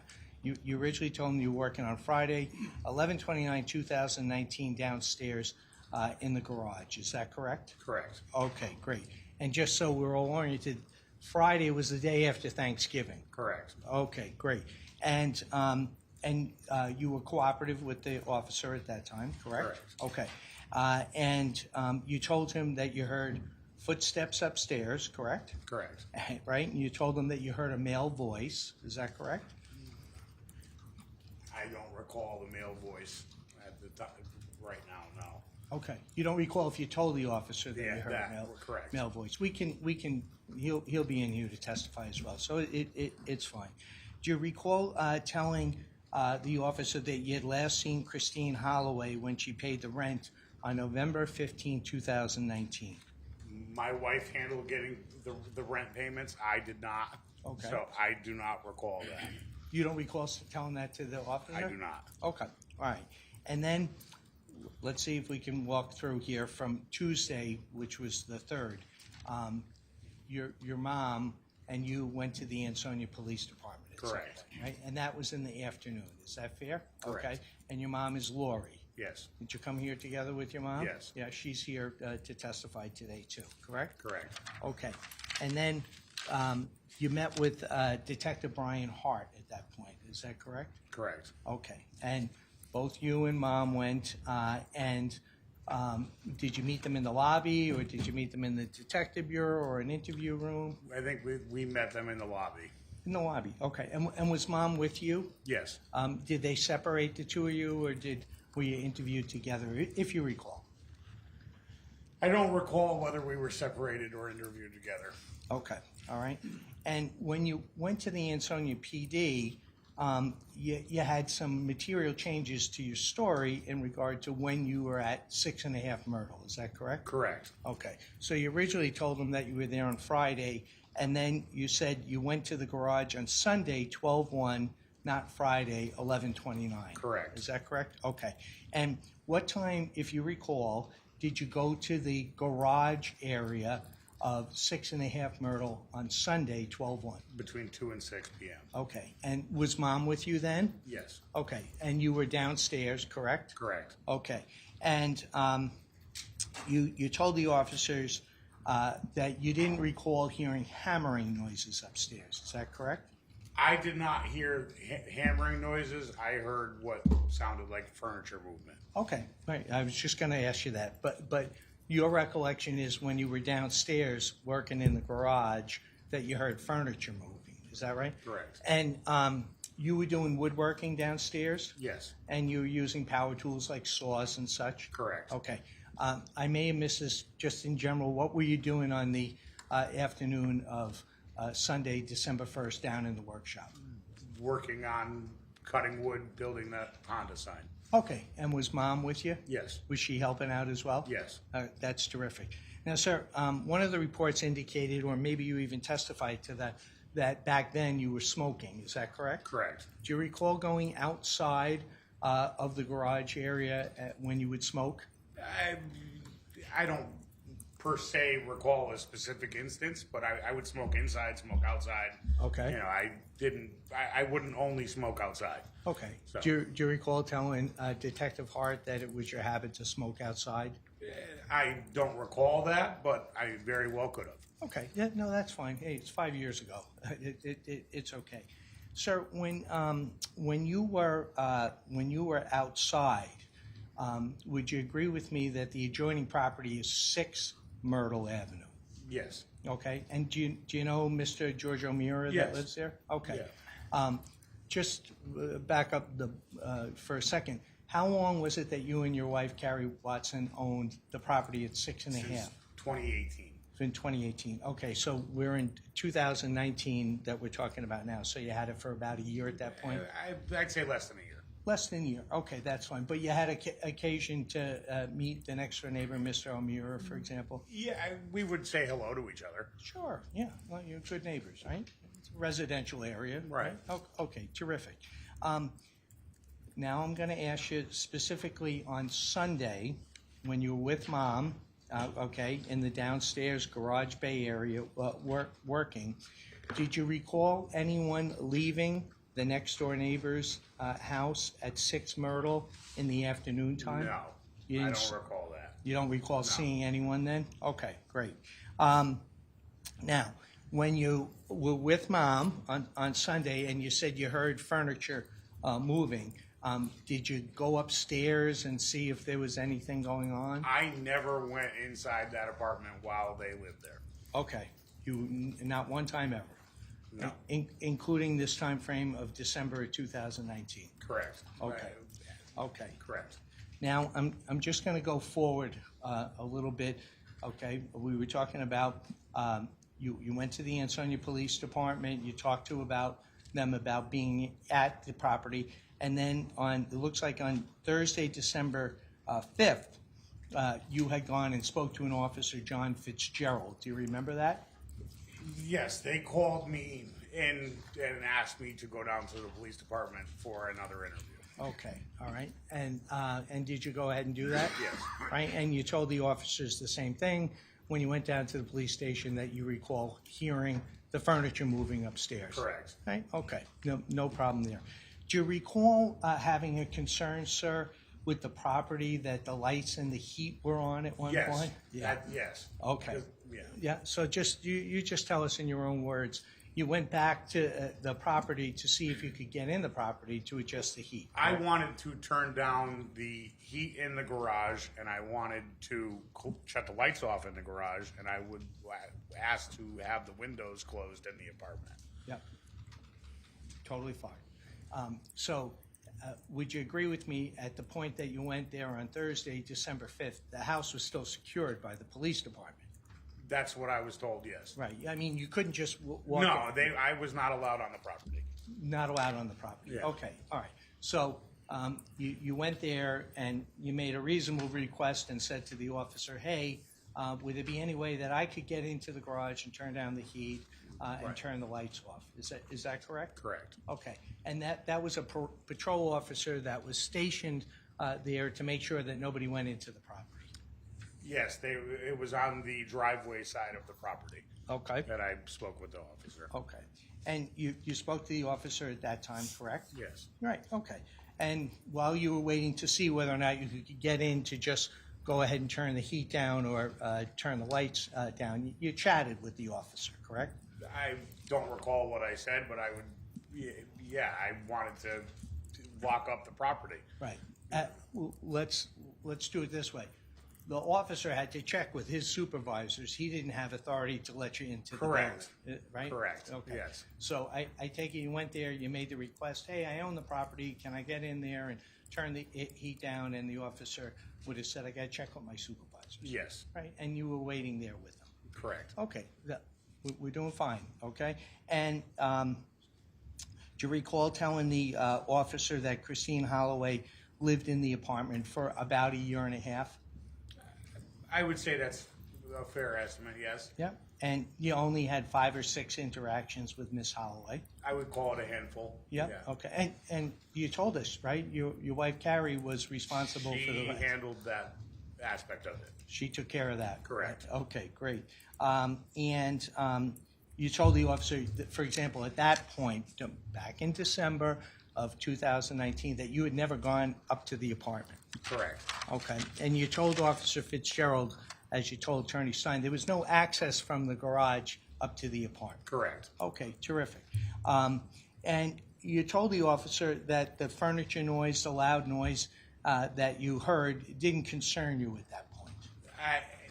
It was enough to have me stop using the tools that I was using and say, geez, that's a lot of commotion upstairs. There was a lot of noise. Right. Right? Okay. But it wasn't to the point that you decided to go upstairs and check? No. No.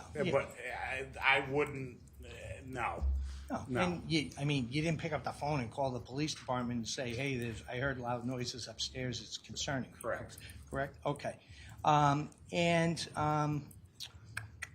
Okay, and then I just want to tighten this up. We're just about done. So it seems that you went there on Thursday to go ahead and turn the heat down and turn the lights, whatever you thought, close the windows, whatever you thought was appropriate at the property. Would you agree with me that it looks like maybe around 7 o'clock that night that you got the green light to go ahead and unlock the door to allow the officer to go in and turn the heat down and turn the lights down? It was dark out. I don't recall what time it was. Oh, I mean, But- it wasn't midnight. Right? No. No. All right. Yeah, it gets dark early in December, right? Okay. Correct. Right? And at no time while you were there at the property had you ever heard things like screaming, for example? No. No. Okay. Yelling? No. No. And you never called the police, and you never went in the apartment? No. Hey, thanks for your time. Thank you, Your Honor. Thank you.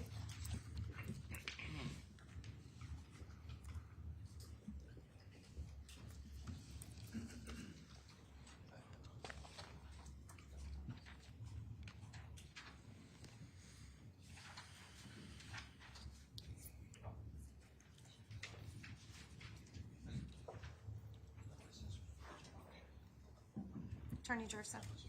Come, sign.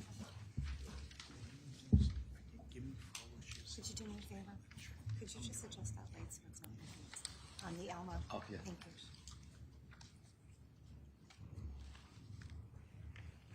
I appreciate that.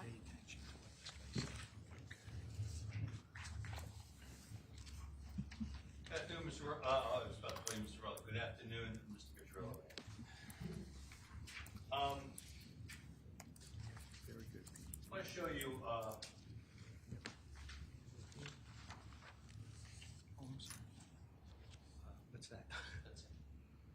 That's him? Oh, okay. Where's this from? Screen. Oh, okay. What number is that? It's going to be 167. 167. Thanks so much. Your Honor, the state just showed me exhibit number 167. I have no objection to it. All right, with no objection, court will accept into evidence states 167 full. Mr. Picarella, I just want to show you a quick picture. 165 is a full exhibit in this case.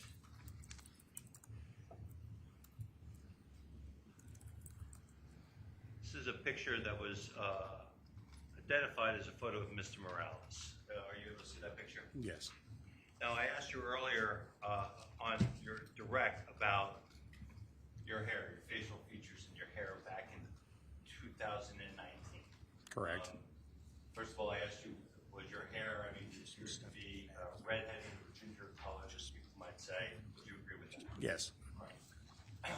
Your hair appears right now today in 2025 is short. Correct. Was it similarly short in 2025? Yes. I'm sorry, 2019. Yes. And now this beard that you have, did you have that in 2019? No, I had a little bit down here and then the mustache. Okay. Can I show you what has been marked as states 167? Do you generally recognize who this handsome fellow is? That is myself. Okay. And is that appeared to be the way you appeared in 2019? Correct. So if I zoom back out, Your Honor,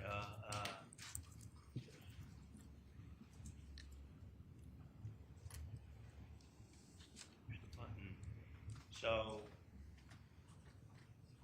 I would point out to the court in this full exhibit that this is appears, as we've seen from previous exhibits, to come from a body camera recording. Do you know when you were talking with officers, Mr. Picarella, whether you were being recorded by body camera? Do you know? I was aware. And do you believe that there are any similarities between you in 2019 and Jose Morales in 2019? I would say that we are not overly similar, no. I have nothing further. I have another thing, Your Honor. Thank you. All right, you're all set. You may step out of the witness box. Thank you. Thank you. Yep.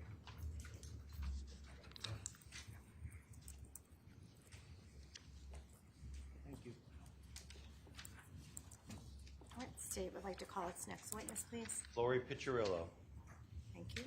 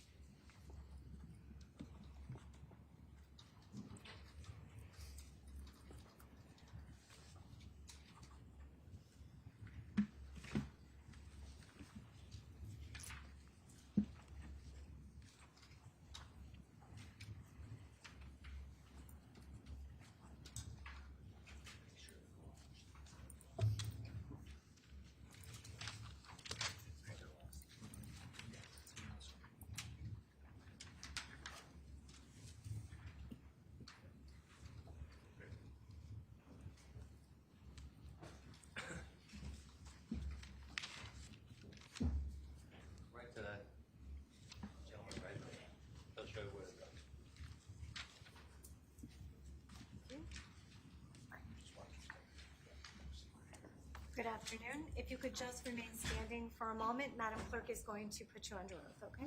Thank you. Please raise your right hand. Do you solemnly swear or solemnly and sincerely affirm, as the case may be, that the evidence you shall give concerning this case shall be the truth, the whole truth, and nothing but the truth, so help you God, or upon penalty of perjury?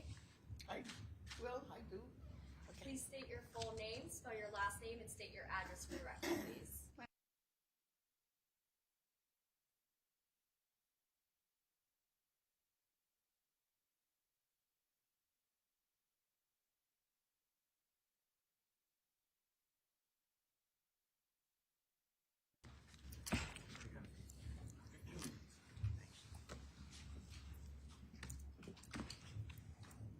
Hi, Ms. Picarella. How are you?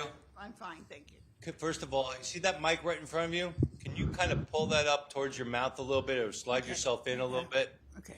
You're really soft-spoken, and I'm very deaf. So if you can keep your voice up for us, that would be very helpful. Okay? Can I get a 1, 2, 3 testing? 1, 2, 3. One more time. 1, 2, 3. Okay, is that good? better? Can we Okay. kind of keep it there? Great. All right. So that handsome fellow who just walked out of the courtroom, who was that?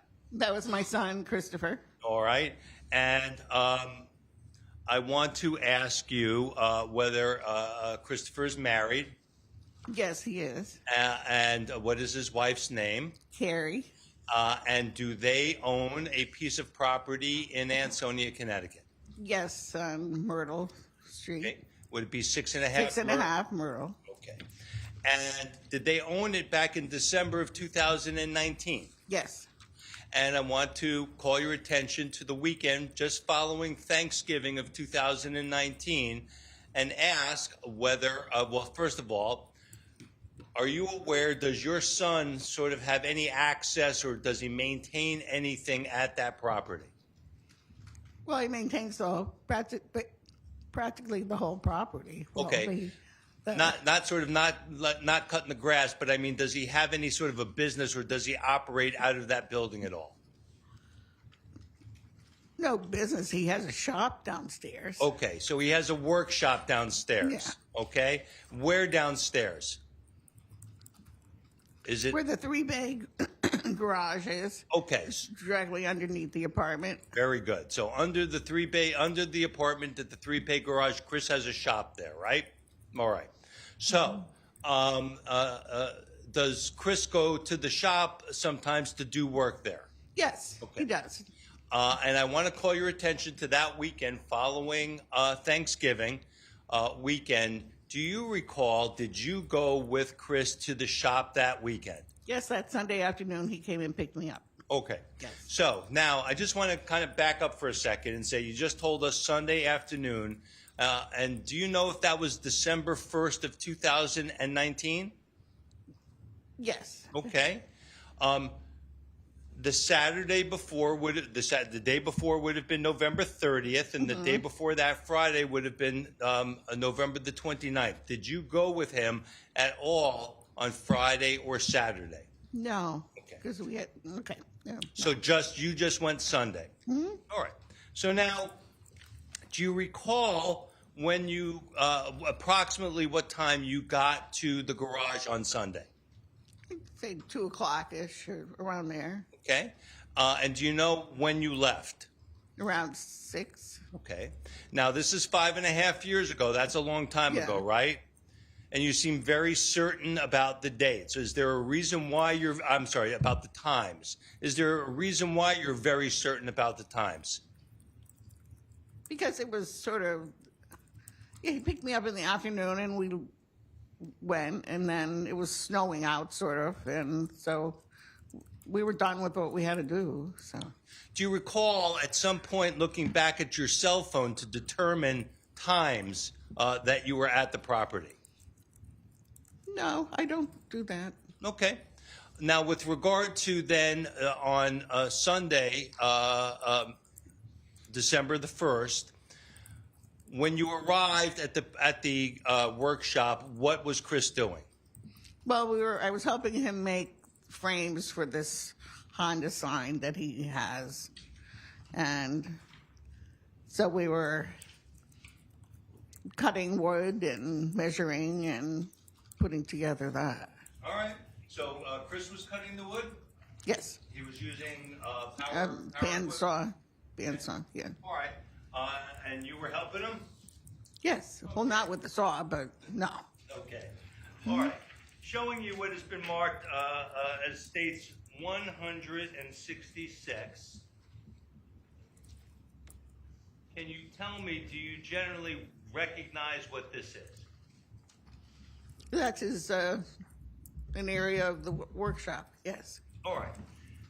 And I want to call your attention to sometime while you were down in this space, Chris was working, you were helping.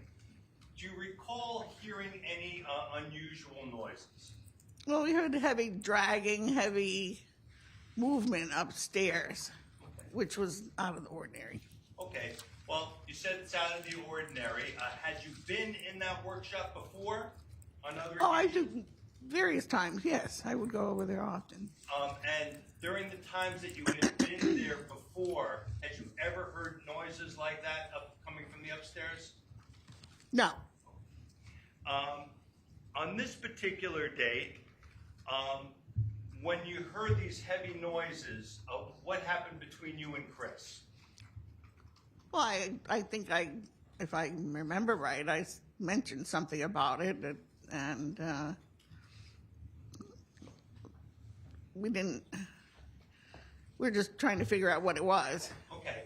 Curious. So when this noise was happening, did Chris stop what he was doing? Well, we were stopping intermittently with the saw and putting the stuff together, but you could still hear it from overhead. And at some point in time, did Chris go back to working with his saws? Yes. And shortly thereafter, did you hear anything? Yes, I did. I heard something like a banging, and I heard 3 bangs. They were sounded like a hammer or something, which I thought was strange because if they're, I don't know, I just thought it was strange. It was not normal. Can you describe the banging that Yes. you heard? They were like, and then a pause, and the last one was really hard, and the third one was a pause, and then a bang at the end. Okay, so I want to be clear. Did you just sort of describe with your hand on your table that you heard 2 bangings in close? Yes. Close. Yeah, and then a pause, There's a pause. and then a really big one at the end. And what kind of a pause are we talking about? A second, 5 seconds. Well, the first 2 bangs were like bang, bang, bang, bang, and then like bang. I don't know if it was a second, 2 seconds. I don't know. All right. But in your mind, there was at least a separation of some Yes, moment definitely. between the initial 2 and then the third one. Yes. So now, that. We lost the stream. I did. Okay. Apparently, I'm having technical difficulties. The area that you heard this banging coming from. First of all, can you tell us where you were in this photograph when you heard that sound?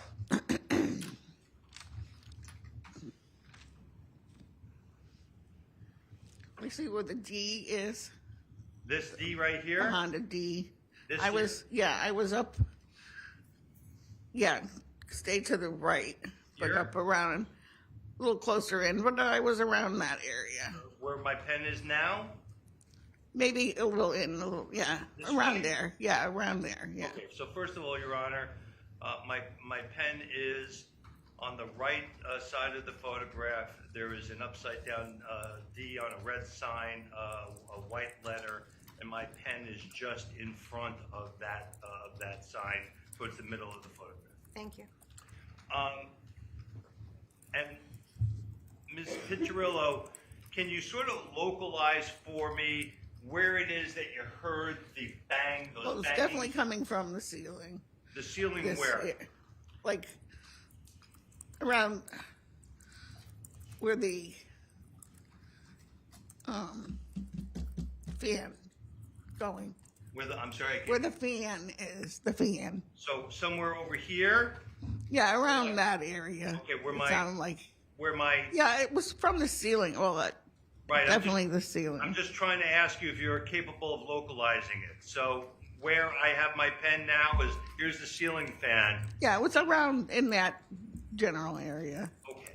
So first of all, Your Honor, my pen is there's a ceiling fan towards the top part of the photograph, and my pen is just to the right under what looks like to be a hydraulic or an air hose at the top of the picture. All right, court will note it for the record, thank you. And so is that the area where you believe those banging noises were coming? Well, they were coming out from the ceiling. Yeah, from the ceiling area. Yeah. So is it fair to say, where is the bathroom?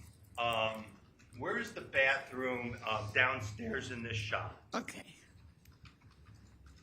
Where the ATC sign is, there's another hallway there. Okay. That's a hallway. And then there's the first door on the left is the bathroom.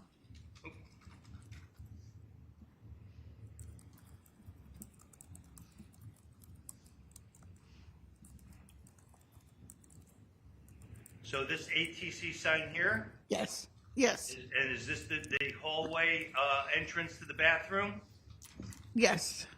So, again, if this is the hallway entrance into the bathroom where you had me direct, am I sort of in the same general area here? Yeah, in this area up there. Yeah. Up there. Thanks. I have nothing further. All right, Attorney Galvin Cross. Hi, Ms. Picarella. How you doing? Hi. Fine, thank you. Thanks for being with us today. Okay. You ever testified before? No. You put a chapter in the book. You got I to come know. to court and testify, right? I just have a couple of questions with you. You just saw Chris. Chris just testified, right? You got the carpool hopefully together? Yes, we drive together. That's terrific. Now, if I understand correctly, and you tell me if you're wrong, the police reports indicate that you and your son Christopher went to the Ansonia Police Department to the lobby on Tuesday, December 3rd. Is that correct? If you recall. Yeah, I wasn't sure if it was a Wednesday or Tuesday. I don't know. But it was a couple days later. Okay. Was it a couple of days after Chris had already spoken to the police? I don't know the answer to that question. Okay. You talked to the police officers, correct? And you would agree with me that you weren't the property owner of 6.5 Myrtle, I agree. right? I agree, Okay. yeah. Chris and his wife Carrie, Carrie owned, yeah. right? Okay, that's great. So tell me, on Sunday, on the 1st, you testified that you were at the garage area that was just shown on the exhibit. It's still up there. And was that the afternoon hours? Yes, in the afternoon. In the afternoon, right? Chris had gone and picked you up at your home and went back to Ansonia? Yeah? Okay, Yeah. that's fine. And you were helping him? Yeah, we've always done that. Okay. So it's not anything unusual. No, I always help him. it's very nice. You helped him with woodworking and whatever he Yeah, was whatever he needs. Whatever. And for an extra hand, I'm sorry? it's- Sometimes you need two people to do something. doing. Okay. And Hold the tape measure at I'm both the- ends. other person to do it. Yeah, no, you're helping your son out. Right? Nothing wrong with that. Okay, great. And let me ask you about what you just testified to. You said that when you were downstairs in the shop area, right, there's a 3-car garage down there. That's the shop area, correct? Okay. And you said that you heard 3 bangs. Is that correct? Yes, I did. Yeah. Yeah. Sure. And can you tell us, I think you said you got there around 2 o'clock. Is that right? Yes. Okay. Around there, yeah. And you left around 4:30. Is that correct? 6, I said, I think. You left around 6? I don't know if we left. It was snowing out, so we left, and it was. Oh, okay. If you don't, it's okay. Do you recall approximately what time you left? 5, 6, 4, I don't know, within an hour or that. I don't know. Okay, let's do it the Yeah. easy way. The banging that you heard? Yes. Was it soon after you got there, or right just before you left, or in the middle? In the middle. In the middle. Okay, that's fine. So you had gone to the shop with Chris, and some period of time went by, and then you said you heard the banging. Is that correct? Right. And do you remember going to the Ansonia Police Department and speaking to Detective Brian Hart? Yes. Yes. Did you know Detective Hart? No. Okay. And do you know who Detective Esposito is? No. I mean, his name is probably, I only really spoke with Brian Hart, Detective Hart. I'm just going to finish up here just with a couple of questions for you. The officers are going to come in and testify, so it's fine. Okay. Okay. But you went to the Ansonia Police Department with your son Chris, and he told the police officers that he had given them bad information regarding when he was at the garage. Oh, well, maybe, yeah, because he said that he gave the wrong days, and I said no, because we had 2 Thanksgivings. Well, we had Thanksgiving Day, and then I made another turkey on Friday, and then whatever. But he was mixed up on his days and on what happened. Yeah, and you went to the Ansonia Police Yes. Department with him to speak to the police officers. Good? Mm-hmm. Okay. And did you tell the officers that you never heard any screaming or yelling upstairs while you were there? No, I did not. Okay. You didn't I hear... mean, I did not hear anything, and no, I did not. Right. You didn't hear anything. Okay. Did you recall telling the police officers that you never had any contact with the upstairs tenants? I've never met either of them. I've never met either of them. Okay. And did you even tell the police officers you had never been to the apartment upstairs? I don't know. I saw pictures of it. I don't know if I was before. No, I never really went up there. Or maybe I did, and I don't remember. But no, I had no reason to go up there. Sure. Okay. My last question for you is, do you recall telling the police officers that you had never been upstairs in the apartment? No, that was 5 years ago. I don't remember if I You said don't that or remember. not. That's okay. Thank you, Ronna. I have no other Okay. questions. Thanks for Okay. your time. Okay. Nothing from Teresa, here. you're all, okay, you're all set. You're free to exit the witness box, okay? Okay. Thank you. Just watch your step as you exit. Yes.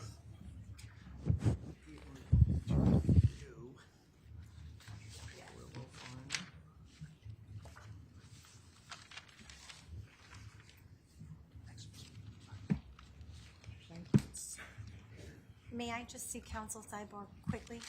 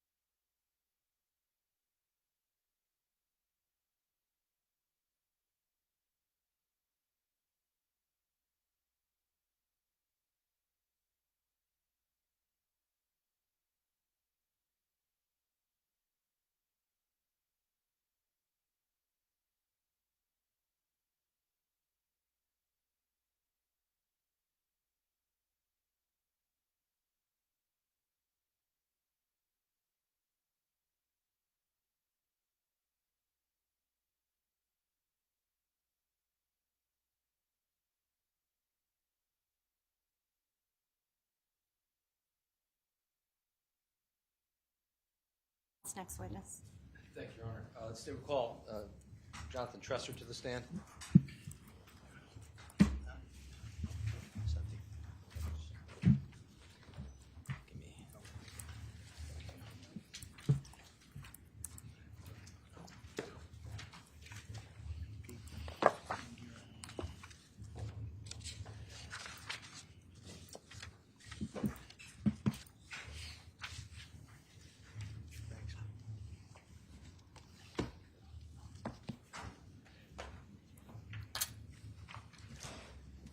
Good afternoon. Will you please step up into the witness box, remain standing. Madam Clerk will put you under oath, okay?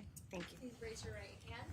Do solemnly swear, solemnly and sincerely affirm, as the case may be, that the evidence you shall give concerning this case shall be the truth, the whole truth, and nothing but the truth, so help you God, or upon penalty of perjury? Yes, I do. Please state your full name, spell your last name, and state your badge number for the record, please. Jonathan Tresser, Troesser, badge number 45. Thank you. You may be seated. Thank you, Your Honor. Thank you.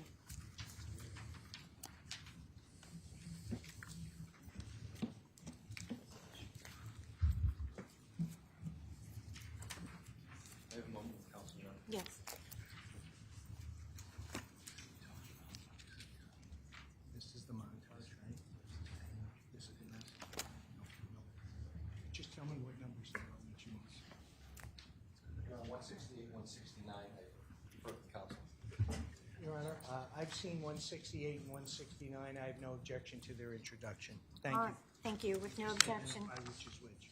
So It's okay. Court will accept into evidence states full with no objection. 168, which appears to be a map, and 169, which is a DVD. Thank you.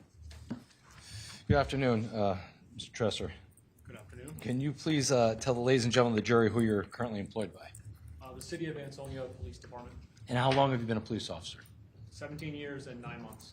And what are your current responsibilities? I'm currently assigned to the Detective Division. And did you have to go through any training to be a police officer? I graduated from the Waterbury Police Academy in 2007. Did field training with the department. I've attended other specialized training, such as DEA Basic Narcotics School. I served on the DEA task force for about 5.5 years. And then I did other training and experience, or other training classes ongoing annually, and regarding interview and interrogation and other training related to the Detective Division. Now, were you working for the Ansonia Police Department on December 2nd of 2019? I was, as a member of the DEA task force. And what do you mean by that? On the DEA task force, we are employed by the City of Ansonia Police Department, but we work outside the agency in New Haven under the task force, the federal task force. So effectively, you were working in New Haven and not necessarily with the Ansonia Police Department at that particular time? Correct, but I was still an Ansonia police detective.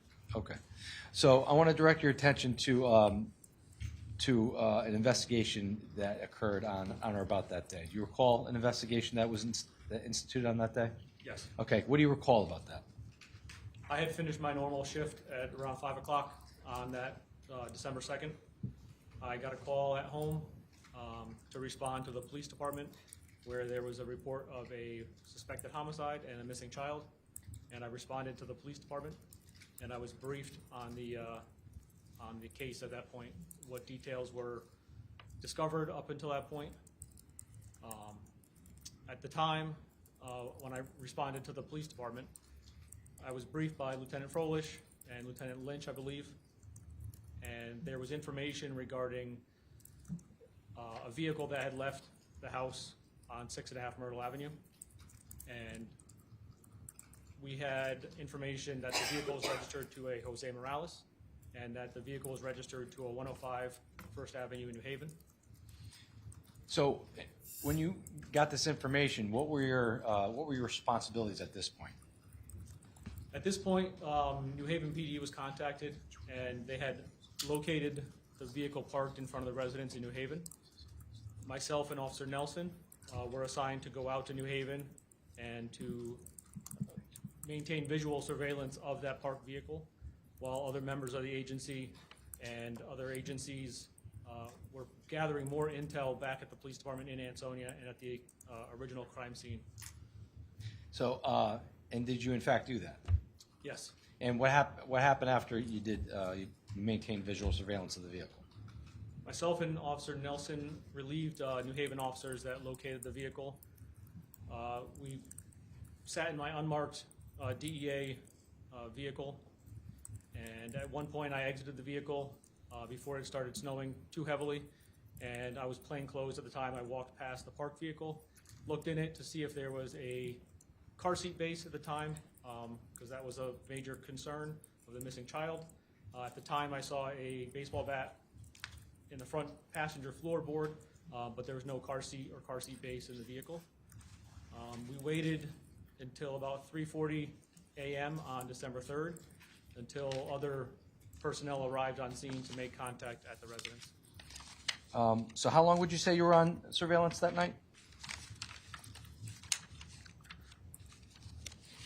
I would estimate it was anywhere from 4 to 5 hours.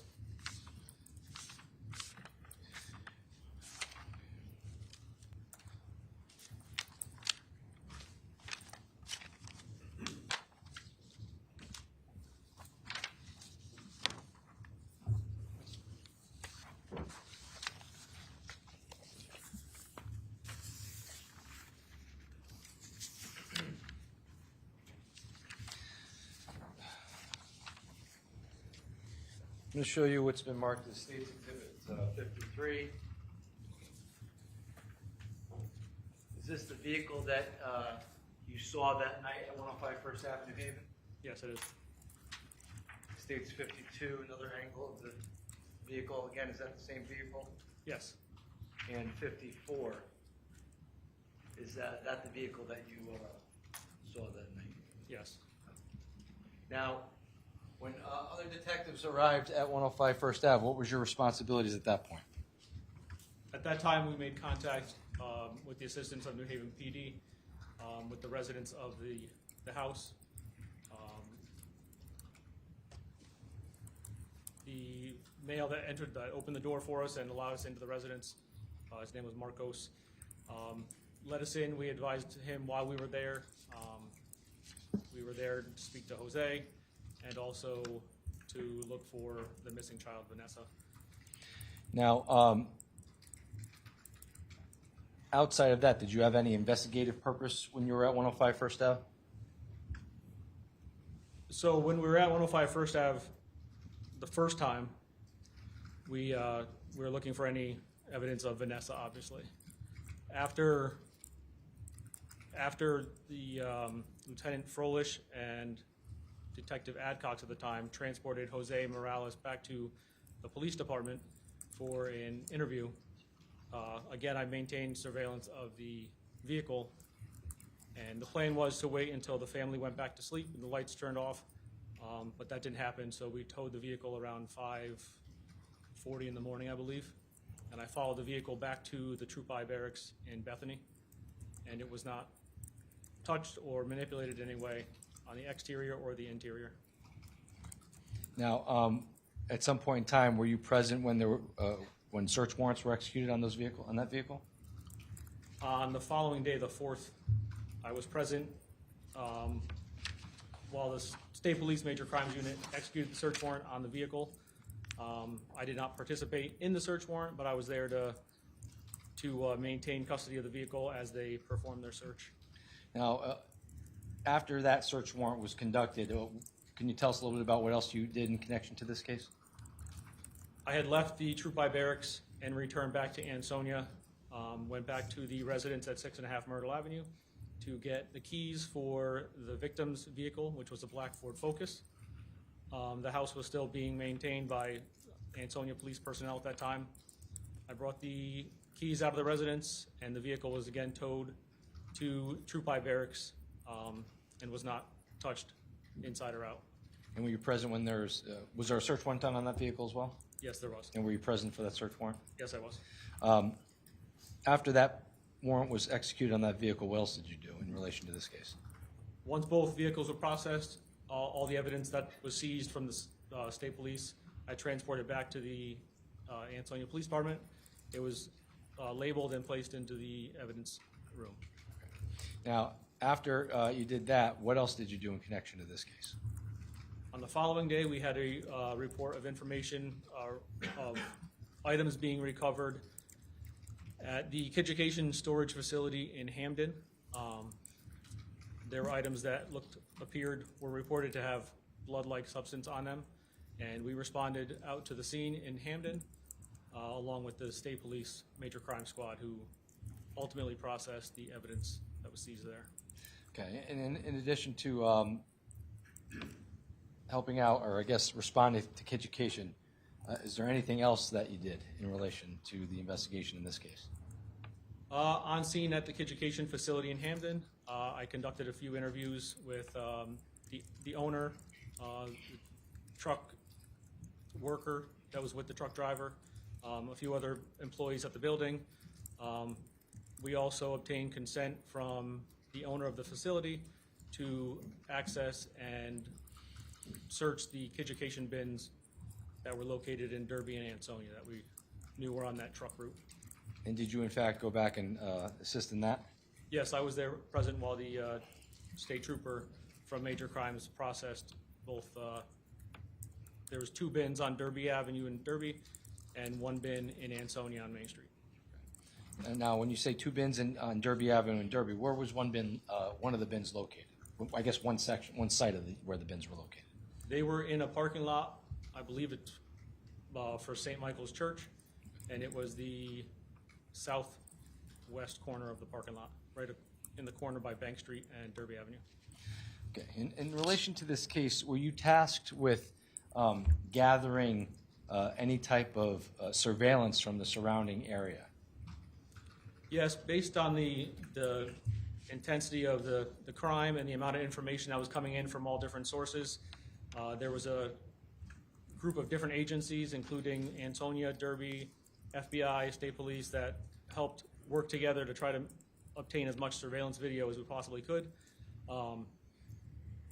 Over the course of the investigation, there's been thousands of hours of video that's been obtained.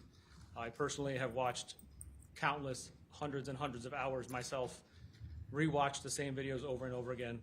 But there was, some cameras and some information that would come in would lead us to further information to where to look for the next camera. So it was a lengthy process to continue to obtain surveillance video. Now, when you were looking through this various surveillance cameras that law enforcement seized in relation to this case, were you looking for anything in particular? So at the point of this investigation, initially I was looking for a vehicle matching the description of Jose Morales' Nissan Sentra that was seen leaving the scene of 6.5 Myrtle Avenue after the officer's welfare check. As the investigation went on, there was information that led myself to look back into video for the victim's black Ford Focus. As we found out through phone data and other information that there were trips made to New Haven, and I didn't initially see the Nissan Sentra, but once the other information was developed regarding the Ford Focus, I was able to locate a vehicle that matched the description of the Ford Focus on the video. I'm going to show you what's been marked as State's Exhibit 168.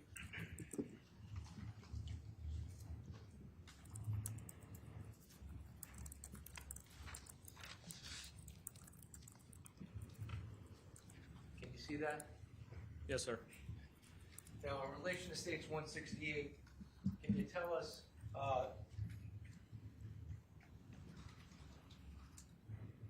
in this map of what is this 168? Can you tell us what this is?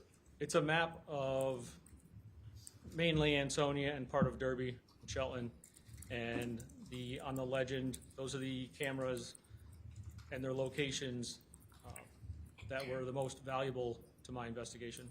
So, with regards to on the legend where it says crime scene 6.5 Myrtle Ave, it's it looks like a red tag. Would that be in the area up here, pointing to the middle top portion of the map, where there's a purple, green, and red tag clustered together? Yes. And would this be the box, the closer up look to the right there, where the purple, green, and the red tags are located? Yes, it would. So this is the area of the crime scene. So 22 Cottage Street. Can you tell the ladies and gentlemen of the jury what 22 Cottage Street is? 22 Cottage Street is a residence. Cottage Street runs parallel to Myrtle Avenue, and there is a perpendicular street, Judson Street, that you could access the end of Myrtle Avenue through from Cottage to Myrtle Street. So if I'm standing in the front yard of Cottage Street, 22 Cottage, and I'm looking straight, what am I looking at? You're looking directly down Judson Place. Okay. Now, can you tell us whether or not there was any video that was seized from 22 Cottage Place in relation to this case? There were many hours of surveillance footage seized from the Google Nest doorbell cam of that residence. And were you able to, and you reviewed that footage? Yes. When the footage was seized, were you able to determine whether or not the footage was approximate to real time, or was it fast, was it slow, was it actual date? I was able to determine, based on the fact that it's a Google Nest camera, that it is internet-based and it was in real time. I want to direct your attention to 14 Mott Street, which is this green tag here, which is again in this box to the right. Can you tell us where 14 Mott Street is in relation to 6.5 Myrtle Ave? So Mott Street comes off on a Y angle from Cottage Avenue. It's just around the block. It's very close to 6.5 Myrtle Avenue. There's no house on the property in between 14 Cottage Street and 6.5 Myrtle Ave. There's like an open lot there as part of the property, and the house had 3 camera angles on it, 2 of which looked directly up West Street to Myrtle Avenue. Okay, so if I'm standing in front of 14 Mott Street and I'm looking straight out to the street, what would be directly in front of me? You would see the intersection of West Street and Mott and Cottage. So if I went all the way up West Street, what would be that cross street all the way up to at the top of West Street? Myrtle Avenue. Okay. And for these camera angles, are you able to see 6.5 Myrtle Ave from these camera angles? Yes. And do you know whether or not this particular was camera seized from 14 Mott Street? Yes, surveillance video was footage was seized, I believe, on 2 different occasions from that residence. And can you tell us whether or not, have you reviewed this footage? Yes, I have. And can you tell us in reviewing the footage whether or not the footage of 14 Mott Street is approximate to real time, ahead, slow? What were your findings when you reviewed the footage? Based upon corroborating the vehicles and the people walking and everything on the videos from 14 Mott Street and 22 Cottage Street, I was able to determine that the time was in real UTC time, which is Universal Coordinated Time, which is 5 hours ahead of our local time. So when you were looking at this footage for the target vehicles in relation to this case, you had to look at, you had to subtract 5 hours? Correct.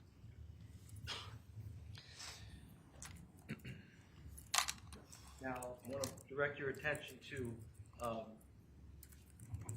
2 Elm Street. That's the orange tag here in the legend, which is located in the center, just about in the center of this exhibit. Can you tell us what 2 Elm Street is? 2 Elm Street was the old Ansonia Police Department at the time. And can you tell us whether or not you were able to seize any camera footage in relation to this case from the old Ansonia Police Department? Yes, we were. And did you review all of that footage? Yes, I did. And when in reviewing that footage, are you able to tell us whether or not that footage is approximate to real time? Is it fast? Is it slow? That footage is approximate to real time. Now, when you're at the old Ansonia Police Department, can you just give us an idea of what the surroundings look like, the surrounding streets look like? Looking out from the front of 2 Elm Street, there's an island across, a triangular-shaped island. Elm Street runs across the front of the police department. Looking off into the distance, going up the hill would be Platt Street. And Elm Street would continue off to your right, towards Main Street.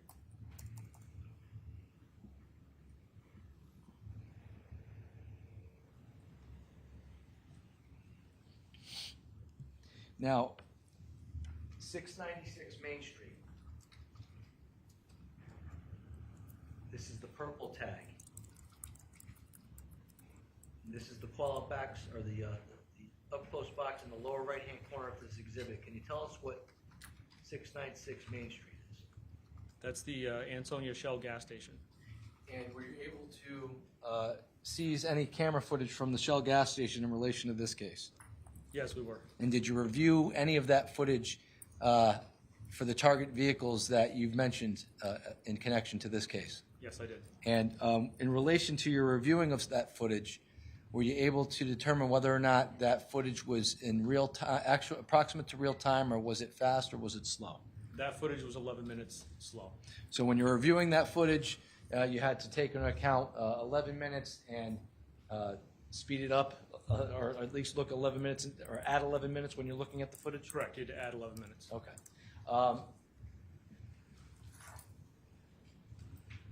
4 Division Street, which is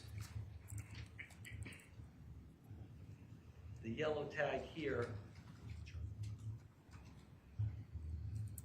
It just looks like it's just next to where the Shell gas station is. Can you tell us what that is? That is Maria's Hair Gallery, which is in Derby. What is, how close to the Shell gas station is Maria's Hair Gallery? Directly across the street. And were you able to seize any camera footage from this establishment? Yes, we were.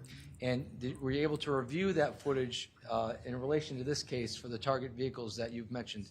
I did. And in reviewing that footage, were you able to determine whether or not this footage was off in by any way? That footage was in approximate real time. Approximate real time, okay.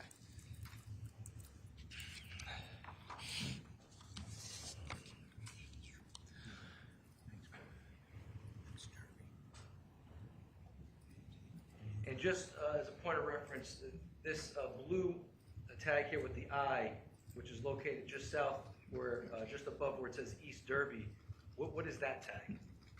That is the location of the Kiducation donation bins. And would that be in the area of St. Michael's Church? Yes. In relation to this case, were you able to seize any video from 273 Derby Avenue? Yes, we were. Okay. Now, that's the dark blue or black tag right here, just south or just below where the purple and or the dark purple and yellow tags are? Correct. Give me one moment. Your Honor, Sorry, I let me wonder hear if Gavin. Mr. Joseph could just slide it over a little bit, because you're referring back to the identification box, but we can't see it. Thank you. All right, thank you. That's perfect. You got it? Thank you very much. All set? Appreciate it. Thank you. All right. Okay. So, again, where my pen is pointed here, the dark blue tag, that would be 273 Derby Ave? Correct. And were you able to seize any video from that area? Yes, we were. And were you able to review that video to the best that you could for any target vehicles that you think would be connected to this case? Yes, I was. Okay. And were you able to determine if that was accurate time, or was it too fast or too slow?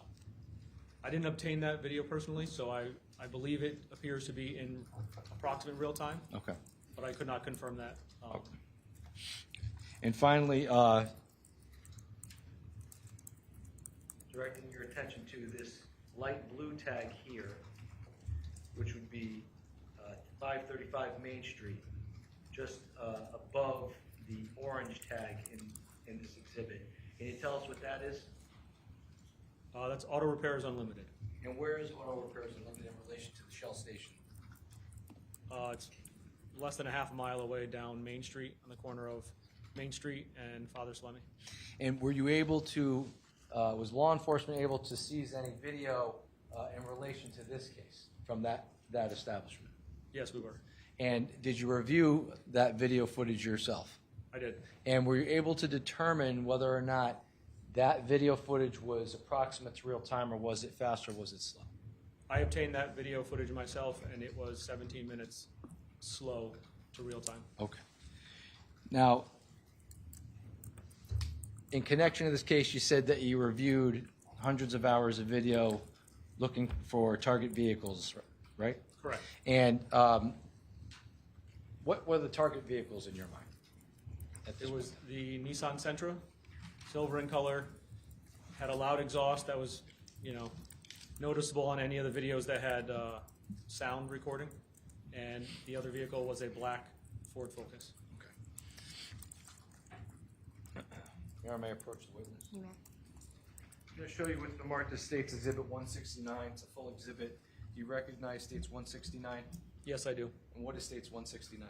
That is a CD containing a video montage that we worked together on to condense all of the videos that we deemed important and relevant that contained video footage of the suspect vehicles.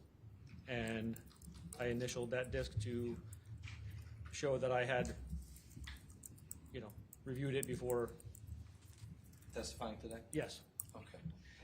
And in relation, in creating this video, does this montage have, I guess, notations in it regarding each particular video and whether or not it's on approximate to real time, fast or slow? Yes, it does. Your Honor, with your permission, I'd like to play this for the jury. Sure, how long is the video? About 15 minutes. About 15 minutes? Why don't we do that and then take our recess? Thank you.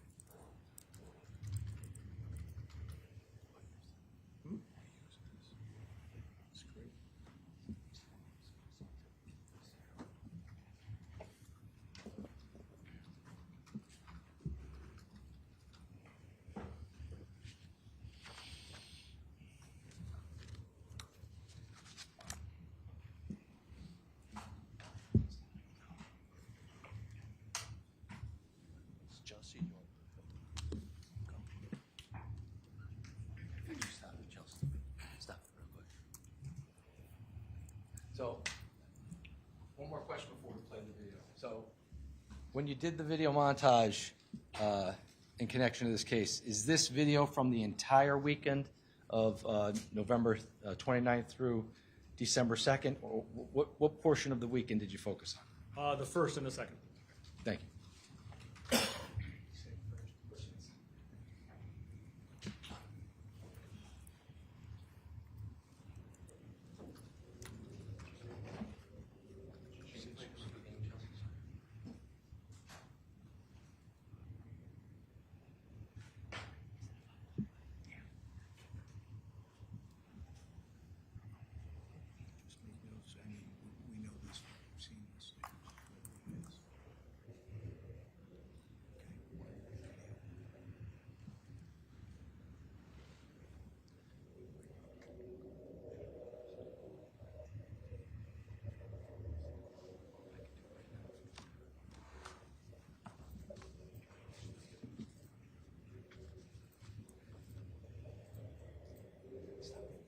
Now, Detective Tresser, what video angle are we seeing right now? This is a video from 14 Mott Street looking across the intersection up West Street towards Myrtle Avenue. Okay.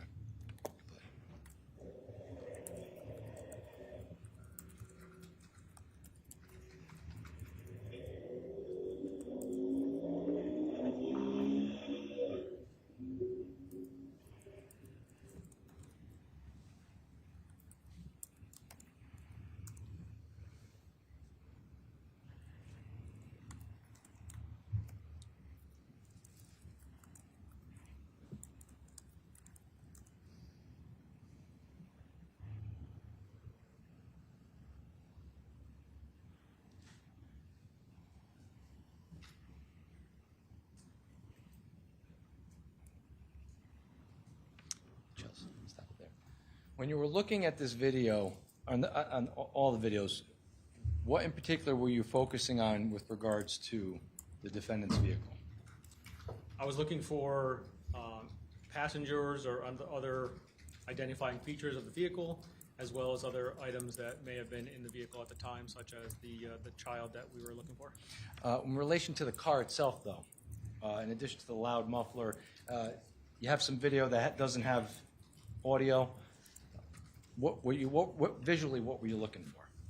I knew it was a Nissan Sentra, an older model. It had a low-hanging exhaust that was visually defective as well as loud audibly.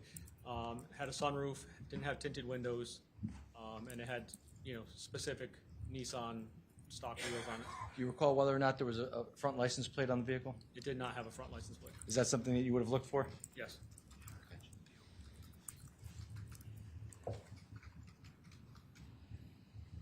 Now, in relation to this video, part of the video here, 273 Derby Ave, was this slowed down? Yes, it was. For what purpose was it slowed down for? The vehicle was traveling at a rather high rate of speed, going past the condo where it was being videoed from, and we slowed it down to try to identify any identifying features on the vehicle.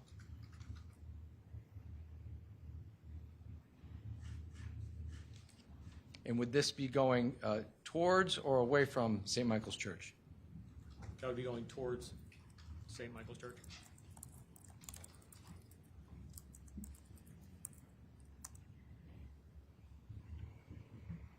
And would this be going towards or away from St. Michael's Church, this view?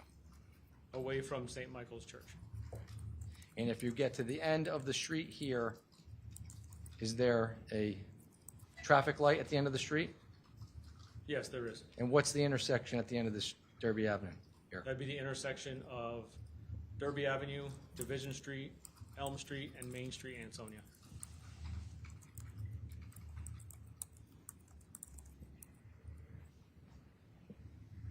And this would be the Shell gas station?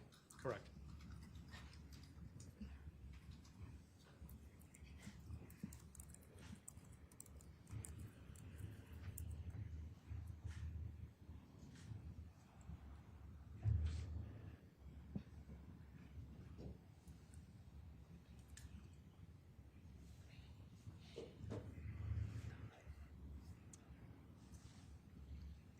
Now again, is this is the Shell gas station? Would this be, is this the 11 minutes off? Correct. Okay, so if we're looking at the time and date in the corner, this would be December 1st, Sunday, December 1st, 2019 at 6:18 a.m.? Correct.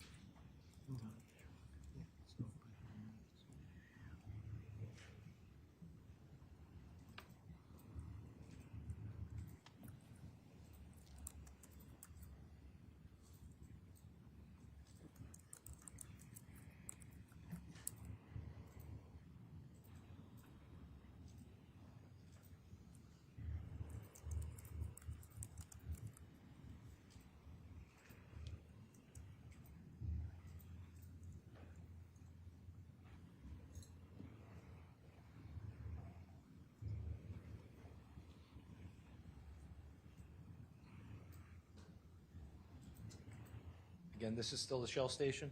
Correct.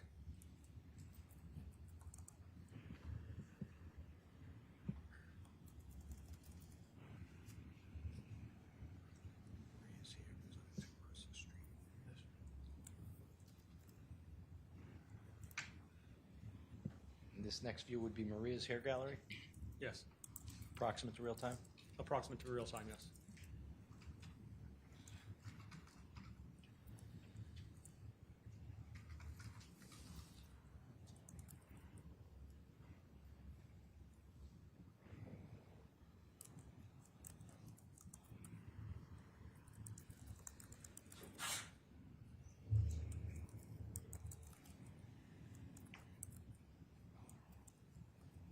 That's another Shell station video right there? Yes.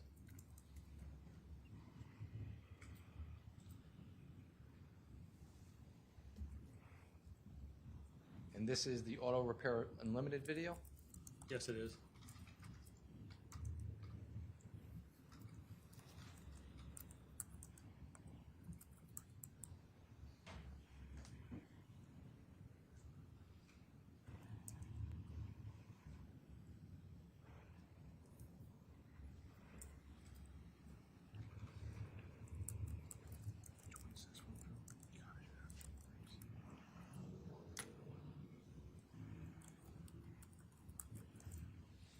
So if you're going down Judson Place right now, where this car just took the right from Cottage, Myrtle Ave would be where? It'd be on the right-hand side.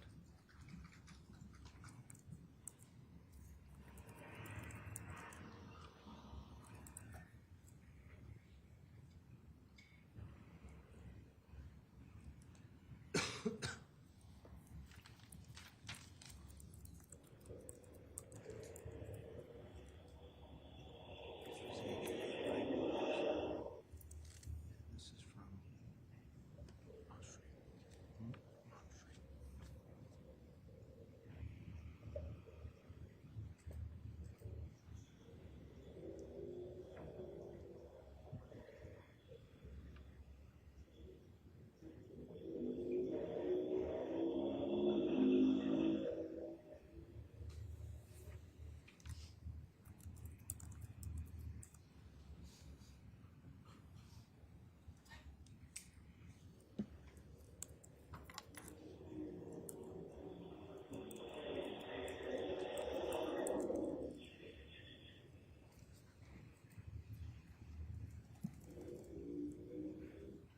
Mount Street. That one's Cottage, right?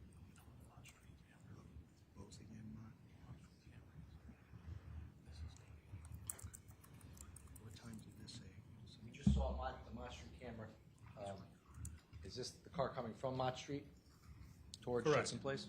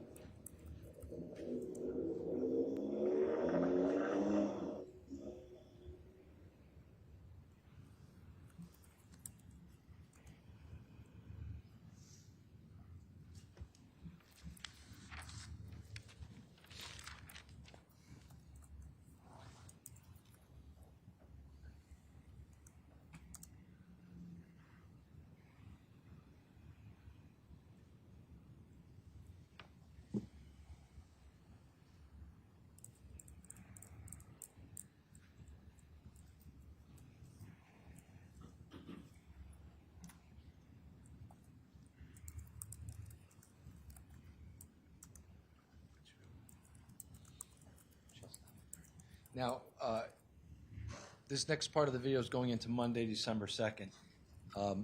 You said one of the target cars was Christine Holloway's car? Yeah, it was a recently purchased black four-door Ford Focus. Okay.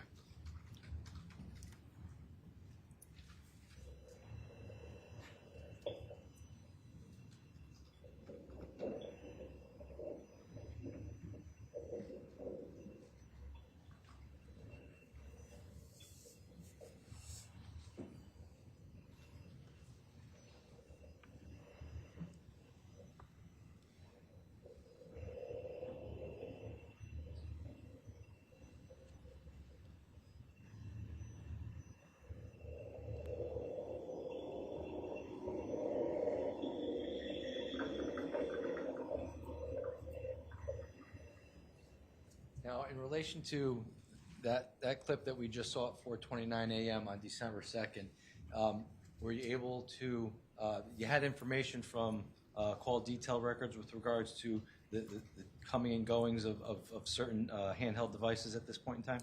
Yeah, so the information regarding Jose Morales' cell phone and Christine Holloway's cell phone, there were trips that were made out to New Haven. And based on that information, I went back and reviewed the video to find what appears to be the black Ford Focus leaving and coming back at 2 times on the morning of the 2nd.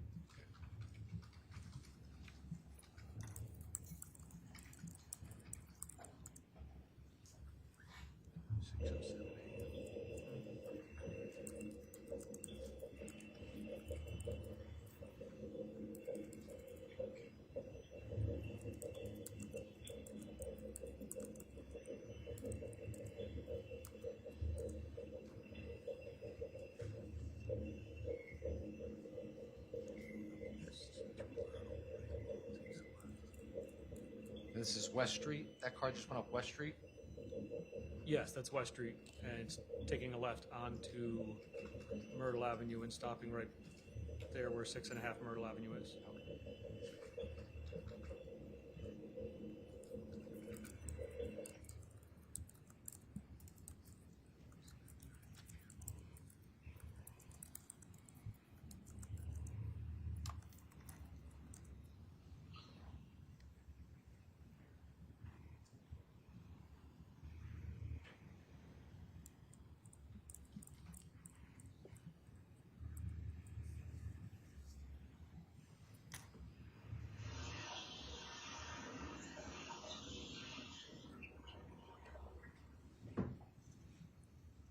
Is this vehicle to stop sign the vehicle that you were focusing on? Yes.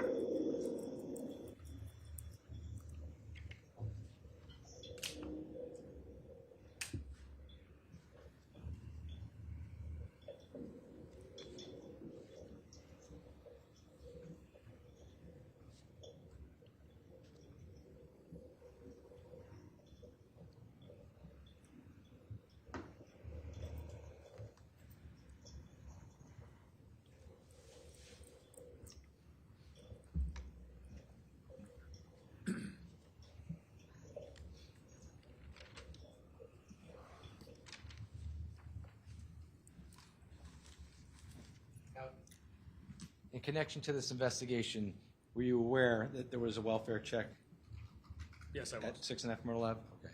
And the footage we're about to see is the welfare check from December 2nd? Correct. And that would have been what, do you remember what officer that was? That was Officer Chris Kelly.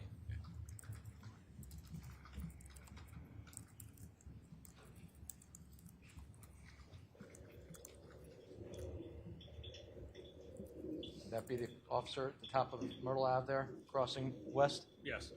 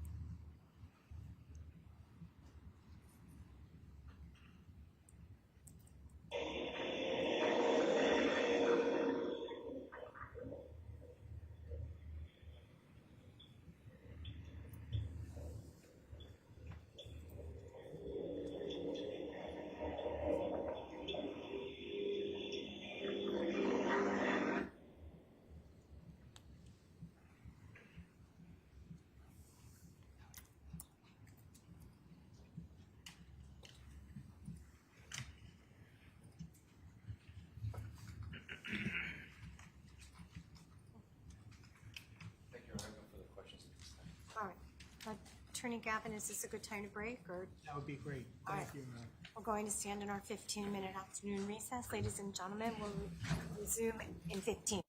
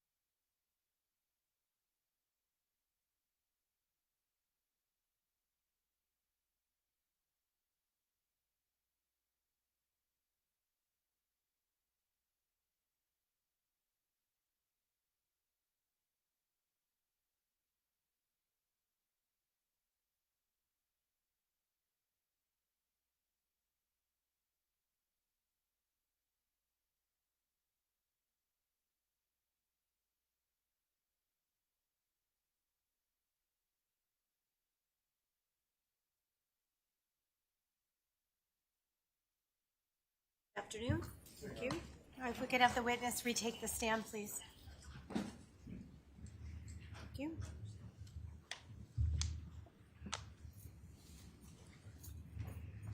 All right, so I will remind you to remain under the obligations of your oath. Thank you.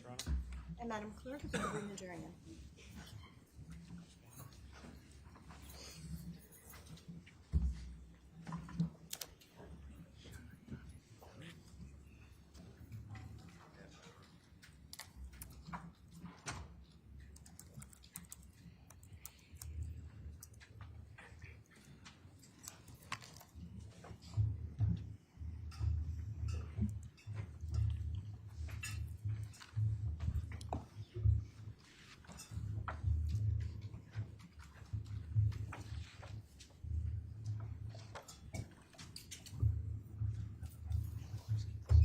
Thank you.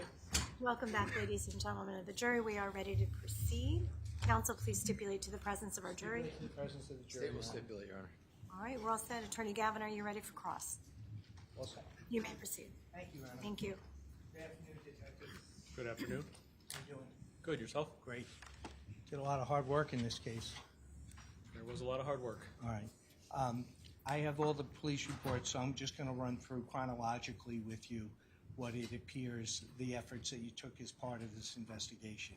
And we start off on Monday, December 2nd, and I think you said at that time you were primarily assigned to the DEA task force. Is that correct? Correct. Okay. So, and you wouldn't have been assigned to report out of the Ansonia Police Department when you're on the task force, correct? We do get called in for major cases. Right, but in your normal affairs, you're working with the task force. You're not going to the Ansonia PD Monday, Tuesday, Wednesday, Thursday. Yes, that is correct. Right, okay, all right. So you're doing your job at the task force on Monday, and I think you told us you got contacted to report to the Ansonia Police Department. Is that correct? Yes, it is. Okay, so you went down to the task force. Do you remember what time you got there? Approximately. I don't need the... My hours at the task force are 9 to 5. Okay, so it would have been after you were after the task force. When I responded to the police department, Yes. I got the call around 9 o'clock at night. Okay, so 9 to 5 at the task force, went home or did whatever you did, and then you got a call about 9 p.m.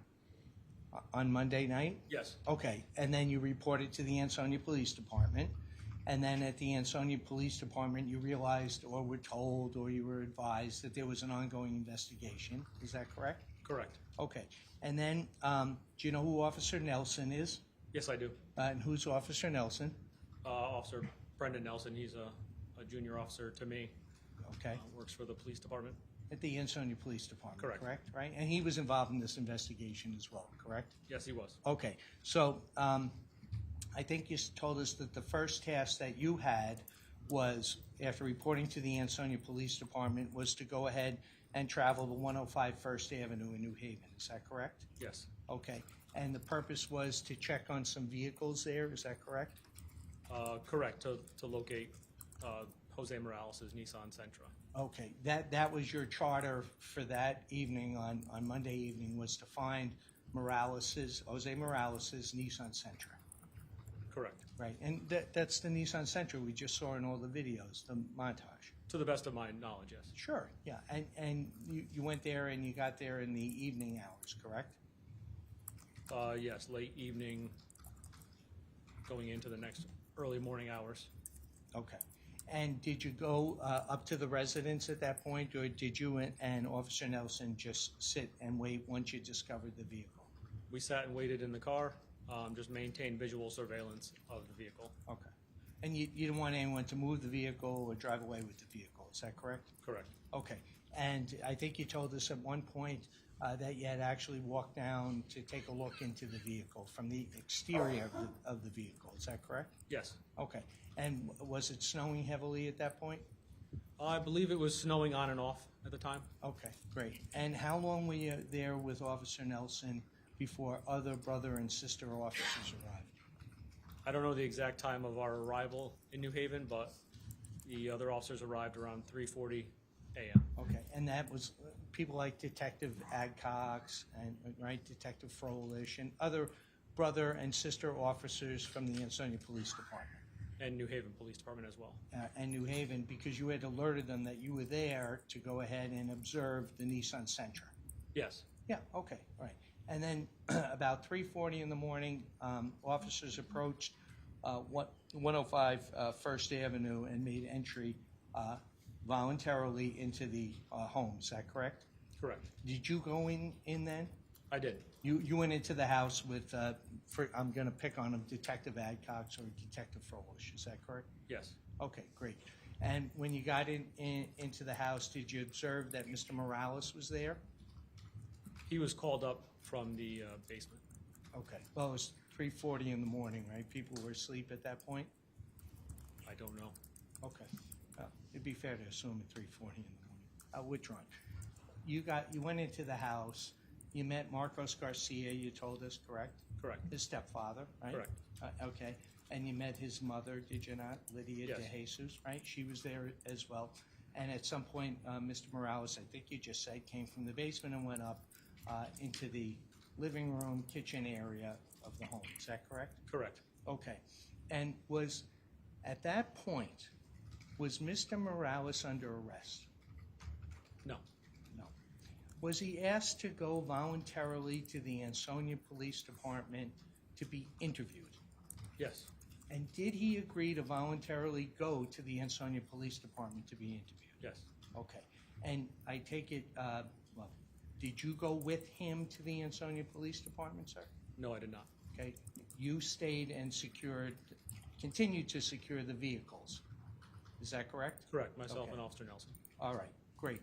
So Mr. Morales left from New Haven, went up to the Ansonia Police Department. You didn't go, and I think you told us, correct me if I'm wrong, that at some point in the early morning hours, a tow truck would have come, would have secured the Nissan Sentra, and would have taken it to Troop I in Bethany. Is that fair? Correct. Okay, and you observed all of that, correct? Yes. Okay. And by the time that did you travel with the car all the way up to Bethany? I did. I followed it. Oh, okay. So now it's probably past daybreak at that point or close to it, correct? Yeah, I believe it was 5:40 when we towed the vehicle from New Haven. 5:40 in the morning, okay, and then had to go all the way up to Bethany. Correct. Okay, so that's Monday. What did you do in regard to the investigation on Tuesday? The following day, I responded to the Troop I barracks, and my presence was there while the CSP Major Crimes processed the Nissan Sentra. Right. Can you just tell us what you mean by major crime process, the Nissan Sentra? Yeah, so there was a search warrant for Jose Morales' Nissan Sentra that we towed there, and Connecticut State Police Major Crimes Unit was the one that executed the search warrant, processed the evidence, sealed the evidence on scene, which was later turned over to myself to transport to the Ansonia Police Department. Okay. And I know you were on the task force, but it's not unusual in major investigations for local agencies like Ansonia to call on the Connecticut State Police to assist. Is that fair? Correct. Right.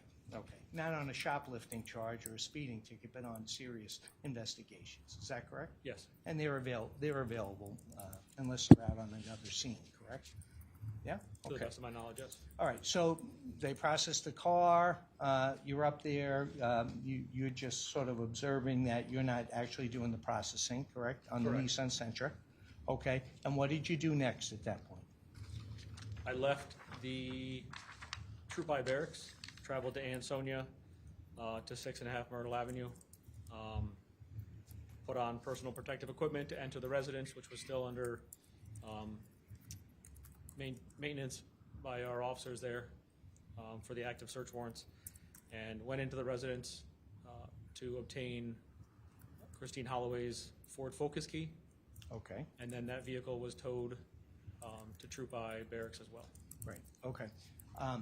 And when you say the property was secured, 6.5 Myrtle I'm talking about, the property was secured, you went in to get the Ford Focus key, that's the black Ford Focus, correct? Yes. Okay, and that residence was secured, meaning that the public couldn't go in there, or anybody could go in there at that point, correct? Correct. It was an active crime scene. Still. Active investigation, correct? Yep.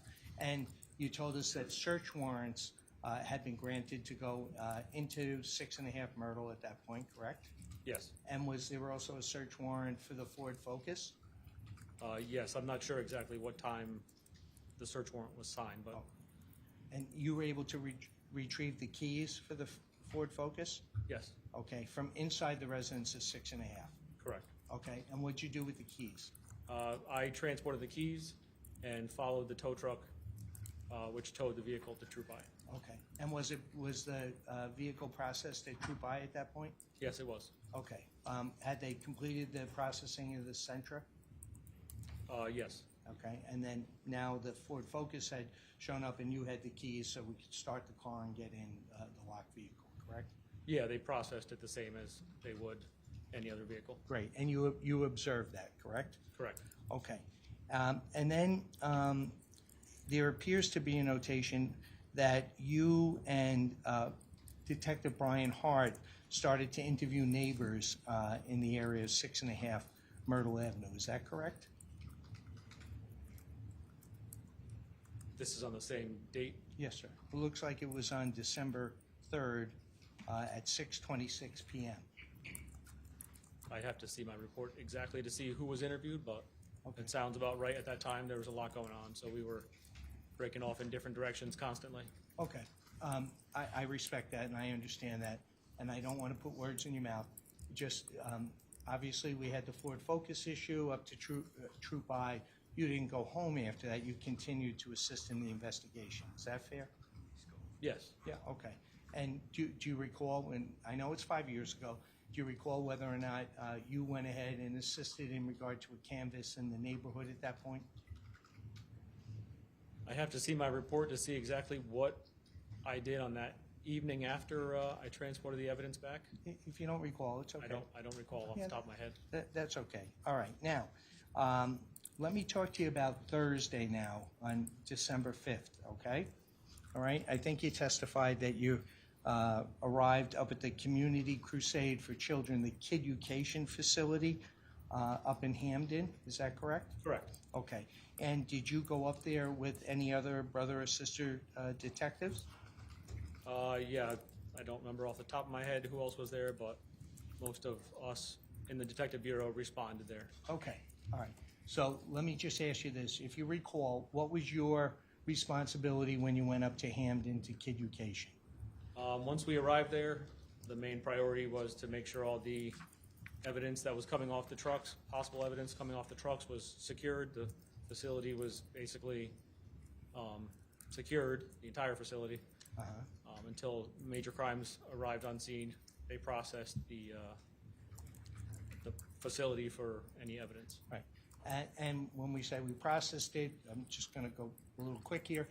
That means that Connecticut State Police, major crime came, and they went through all the bins and all the bags, and they notated the evidence, and they cataloged the evidence. Is that correct? Correct. And you didn't have to do any of that?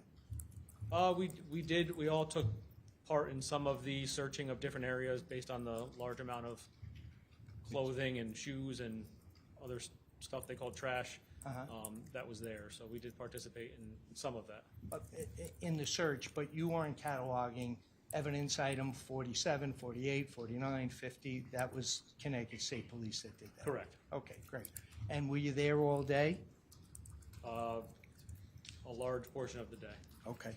Do you recall, sir, taking custody of Jose Morales at some point and bringing him to the Ansonia Police Department to execute the body warrant?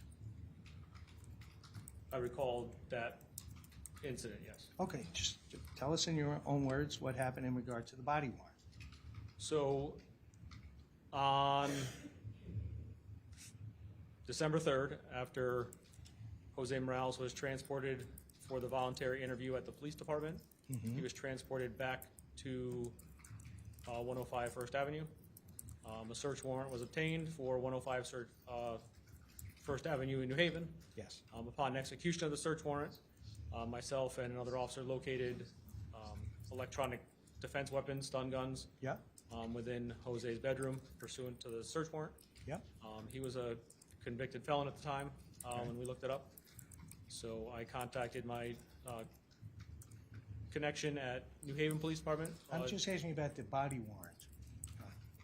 Did Well, you this, take him? this all led up to the transport of the body warrant. Let me withdraw the question.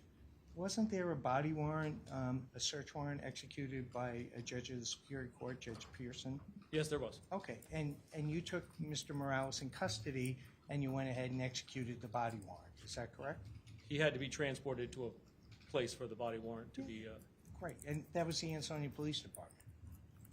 correct. But he wasn't in custody for that purpose. At the time, he was in custody for the stun guns. I understand, but you transported him for the execution of the body warrant, the lawful authority to go ahead and inspect his body, is that correct? Yes. Were you there during that?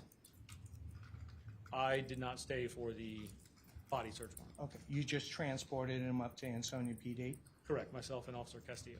and Officer Castillo from New Haven up to Ansonia PD, and then you didn't stay around after that?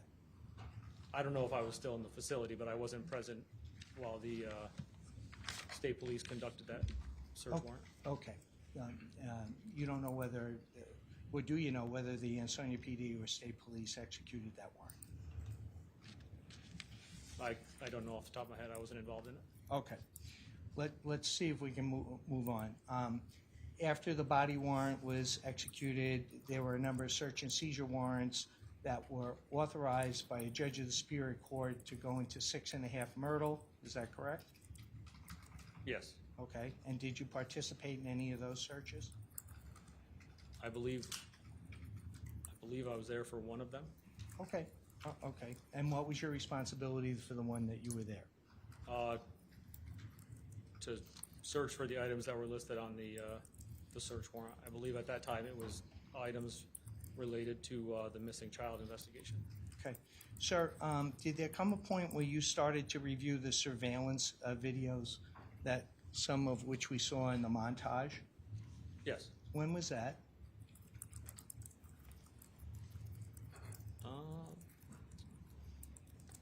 I can't exactly recall when I first started, because every time I would get a chance and video would come in, I would start trying to view it, and then we'd get called to education or other topics. The first video I did watch was Officer Kelly's body worn camera, and that would have been on the second, prior to heading over to the residence at 105 First. Okay. Was it significant for you to go out and other brother and sister officers to see if you could obtain neighborhood surveillance video to see if there was any indication that the Nissan Sentra, the Ford Focus, was in the area 6.5 Myrtle? In these types of investigations, large-scale investigations, Yeah. one of my top priorities is always to go out and not specifically look for any particular vehicles, but to save and secure any available surveillance video that may be out there so it doesn't get deleted or destroyed. What did you do to secure any video that it wouldn't be deleted or destroyed? So when we find video... No, what did you do? What did I do? Yeah. I went to different locations, Derby Avenue, Auto Repairs Unlimited, Main Street Shell Station, for example, and those videos were copied to thumb drive to secure them. Okay, so let's just take the Shell gas station, for example, okay? Did you go out there and obtain that video? We saw it in the montage that was admitted. So Officer Castillo had first went to the Main Street Shell gas station to try to obtain the video, but the manager wasn't there. I went as a follow-up. I wasn't familiar with that system, and at that point I called Detective Sergeant Froelich at the time, who was at the command center. Okay. And members of the FBI responded to help download that video footage. Okay. I'm just sort of asking you in general because we know, and we're going to play the montage again, not with you, you don't have to worry about that, but we're going to play the montage again. But there were certain locations where video was obtained, like on Derby Avenue, correct? Correct. Okay, Auto Body Unlimited, correct? Correct. Maria's hair design, Yes. correct? By the way, before I get too far, on Derby Avenue, were you able to recover any video of the Morales vehicle at St. Michael's at the donation boxes? No, I tried. Tried but unsuccessful? Correct. Okay. So, as the investigation continued, you wanted to go ahead and collect video to see if there was anything of evidentiary significance. Is that fair? Correct. And you did that, correct? Okay. Now, then did there come a point where you accompanied, I believe it was Detective Adcox, to the New Haven Correctional Facility to interview Mr. Morales? Yes. Objection, this is outside the scope. It's part of the investigation. Well, I mean, it is outside the scope. I'm gonna ask the jury to step out.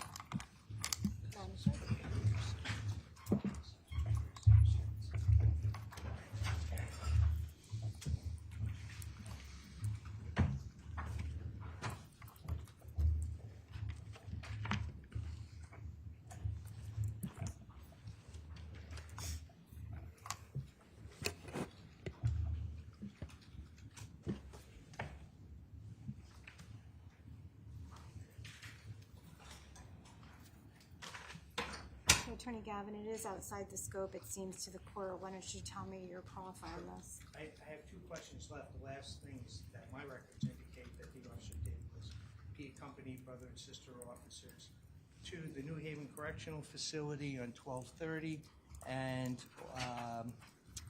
also on 12/12. Those are my last 2 questions. Just part of the investigation. I'm not going to go into what happened in the interviews or anything like that.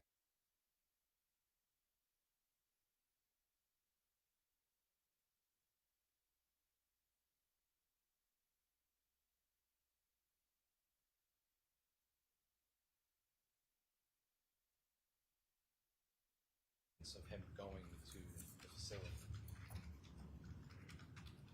What's the relevance? Part of his investigative efforts. All right, so you're not going to go into anything regarding the investigation at this time at the corrections facility? Oh, no, that's Detective Adcox. All right, so relative to his conduct as part of this particular investigation, I'm assuming it had something to do with this particular part of the investigation, is that correct? With regards, well, just so we're clear, what part of the investigation we're talking about? Right.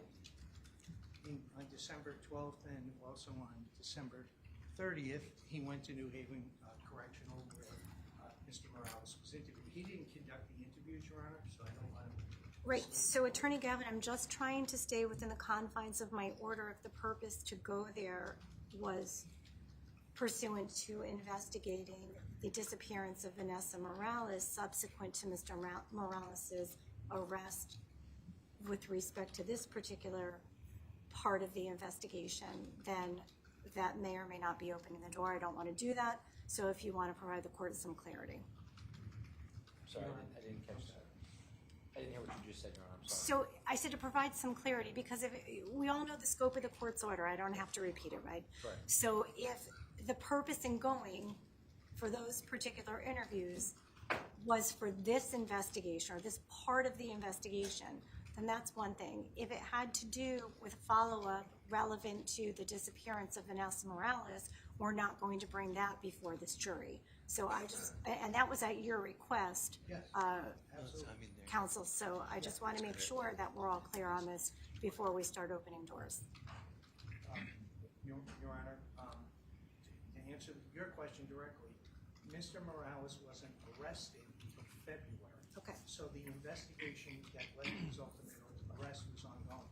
Okay. I'm not going to go into any details in regard to what happened there because he didn't conduct the interview.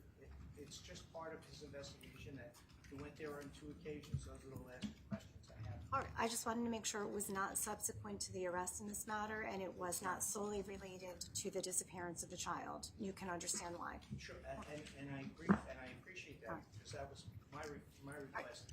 But this officer, I think, will testify that he didn't conduct any investigations up there. I believe that that's factually accurate. All right, so if it, as it relates to this particular investigation, the fact of the matter that he actually went to the corrections for the purpose of being an alongside for an interview, I don't have a problem with. But there was nothing asked about the interview. I don't want to get into that. That is definitely outside the scope. Yeah, and he couldn't even answer because he didn't participate. That's fine. Then I'll allow those 2 questions So I limited guess to that. my other question is, how is it relevant then if he didn't participate, right? I guess it's just to show what he did relevant to this investigation. He has been asked about his conduct relevant to this investigation. So we've already allowed questions about canvassing the neighborhood, which was also outside the scope. So I'm going to allow it as it relates to the investigation, just the fact that he did those 2 things as an assist, and other than that, I'm not going to allow you to get into details. Okay? All right, so subject to those limitations. I feel like the state would be at a disadvantage, though, Your Honor, if the question was asked, because on redirect, if I said, well, why did you go to? Well, why don't we play that out right now? Attorney Gavin asked the question. Thank you. Detective, 2 last questions for you. Do you recall going to New Haven Correctional Facility on December 12, 2019 with Detective Tresser and, with you, and Sergeant Froelich? Yes. Okay. And do you recall going to the New Haven Correctional Facility on December 30th, 2019 as well? Based on my recollection, I was there the Right. second time. I'm not going to ask him this in front of the jury, but just for purposes of the proffer. You didn't conduct the interview with Mr. Morales, correct? I did not. Yeah. So my question would be, why did you go? What was your purpose in going? So when we conduct investigations and interviews, generally we go in pairs. We don't go somewhere by ourselves. So we go either in pairs or 3 of us travel together. Depends on what the crimes are, where we're going, just in case other assistance is needed. I'll allow it. It doesn't seem prejudicial to the state. It's not outside the scope, and it doesn't get into any of the details of the interview, which this particular witness did not take part of. So we'll go ahead and we'll keep it limited to that proffer. And is there anything else that needs to be heard? Then No? I have no other questions for the reports. All right, so we'll bring the jury back in. Thank you.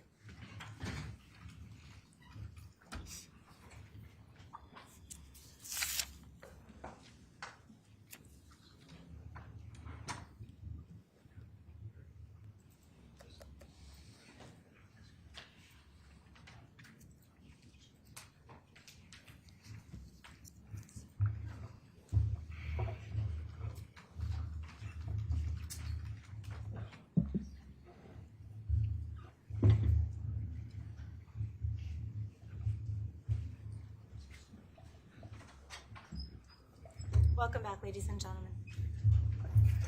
Our counsel, please stipulate to the return of our jurors. State will stipulate. All right, so the objection was, it was overruled in part, sustained in part. You will hear an answer to the question. Why don't you re-ask the question, Attorney Gavin? Thank you so much. Thank you. Detective Tresser, last question for you, sir. Okay. Do you recall, as part of your investigative efforts, going to the New Haven Correctional Center on December 30th, 2019? Yes. Thank you. I have no other questions. Thank you, Your Honor. All right. Attorney Nothing Jurison, from nothing further. All right, very good. Sir, you may step out of the witness box. You're all set. Thank you. Thank you, Your Honor. All right, so ladies and gentlemen, we are going to adjourn for the day. You will be going home to inquisitive people, and I am going to give you a little bit more of a detailed instruction right now because you do have the weekend. So I will just let you know that this case has been heavily monitored by social media, so it will be on the news. I'm sure there'll be some sort of coverage on social media as well as regular media this weekend. I would ask you to please avoid any publicity about this case. Remind you of your obligation, of your oath. People will want to ask you questions as well as tell you information about this case if they know that you're serving on a jury and they have any idea that it is this particular case. You are reminded that not only are you to receive any information, you're not to provide any information to anyone relevant to this case. So should you happen to come across anything, please turn your back away from it, your attention away from it immediately, and move about your day accordingly. Other than that, we do anticipate coming back for evidence here. I'll ask you to report at 9:30 on Monday. I did tell you that I would try to keep you advised as to our schedule, so I will keep my bargain on that. It looks like we'll be hearing from more state witnesses on Monday, Tuesday, and maybe Wednesday at some point in time next week. I do anticipate the state will rest its case in chief, and then if the defense decides to present any evidence, we will get into the defendant's case in chief next week. However, please be reminded, the defendant is not compelled to present evidence. They don't have to present evidence in this case. So that remains a little unclear, but that's where we are in terms of a timeline and what to expect next week. If the defense does present evidence, the state will have an opportunity to present additional evidence in rebuttal if it so chooses. Okay, so we are on track, and I can maybe say optimistically a little bit ahead of where we were when I first told you 4 weeks. Okay, so I think maybe a little sooner than 4 weeks, but I won't make any promises at this time. Have a great weekend, and we'll see you all Monday morning at 9:30. Thank you. Court stands adjourned.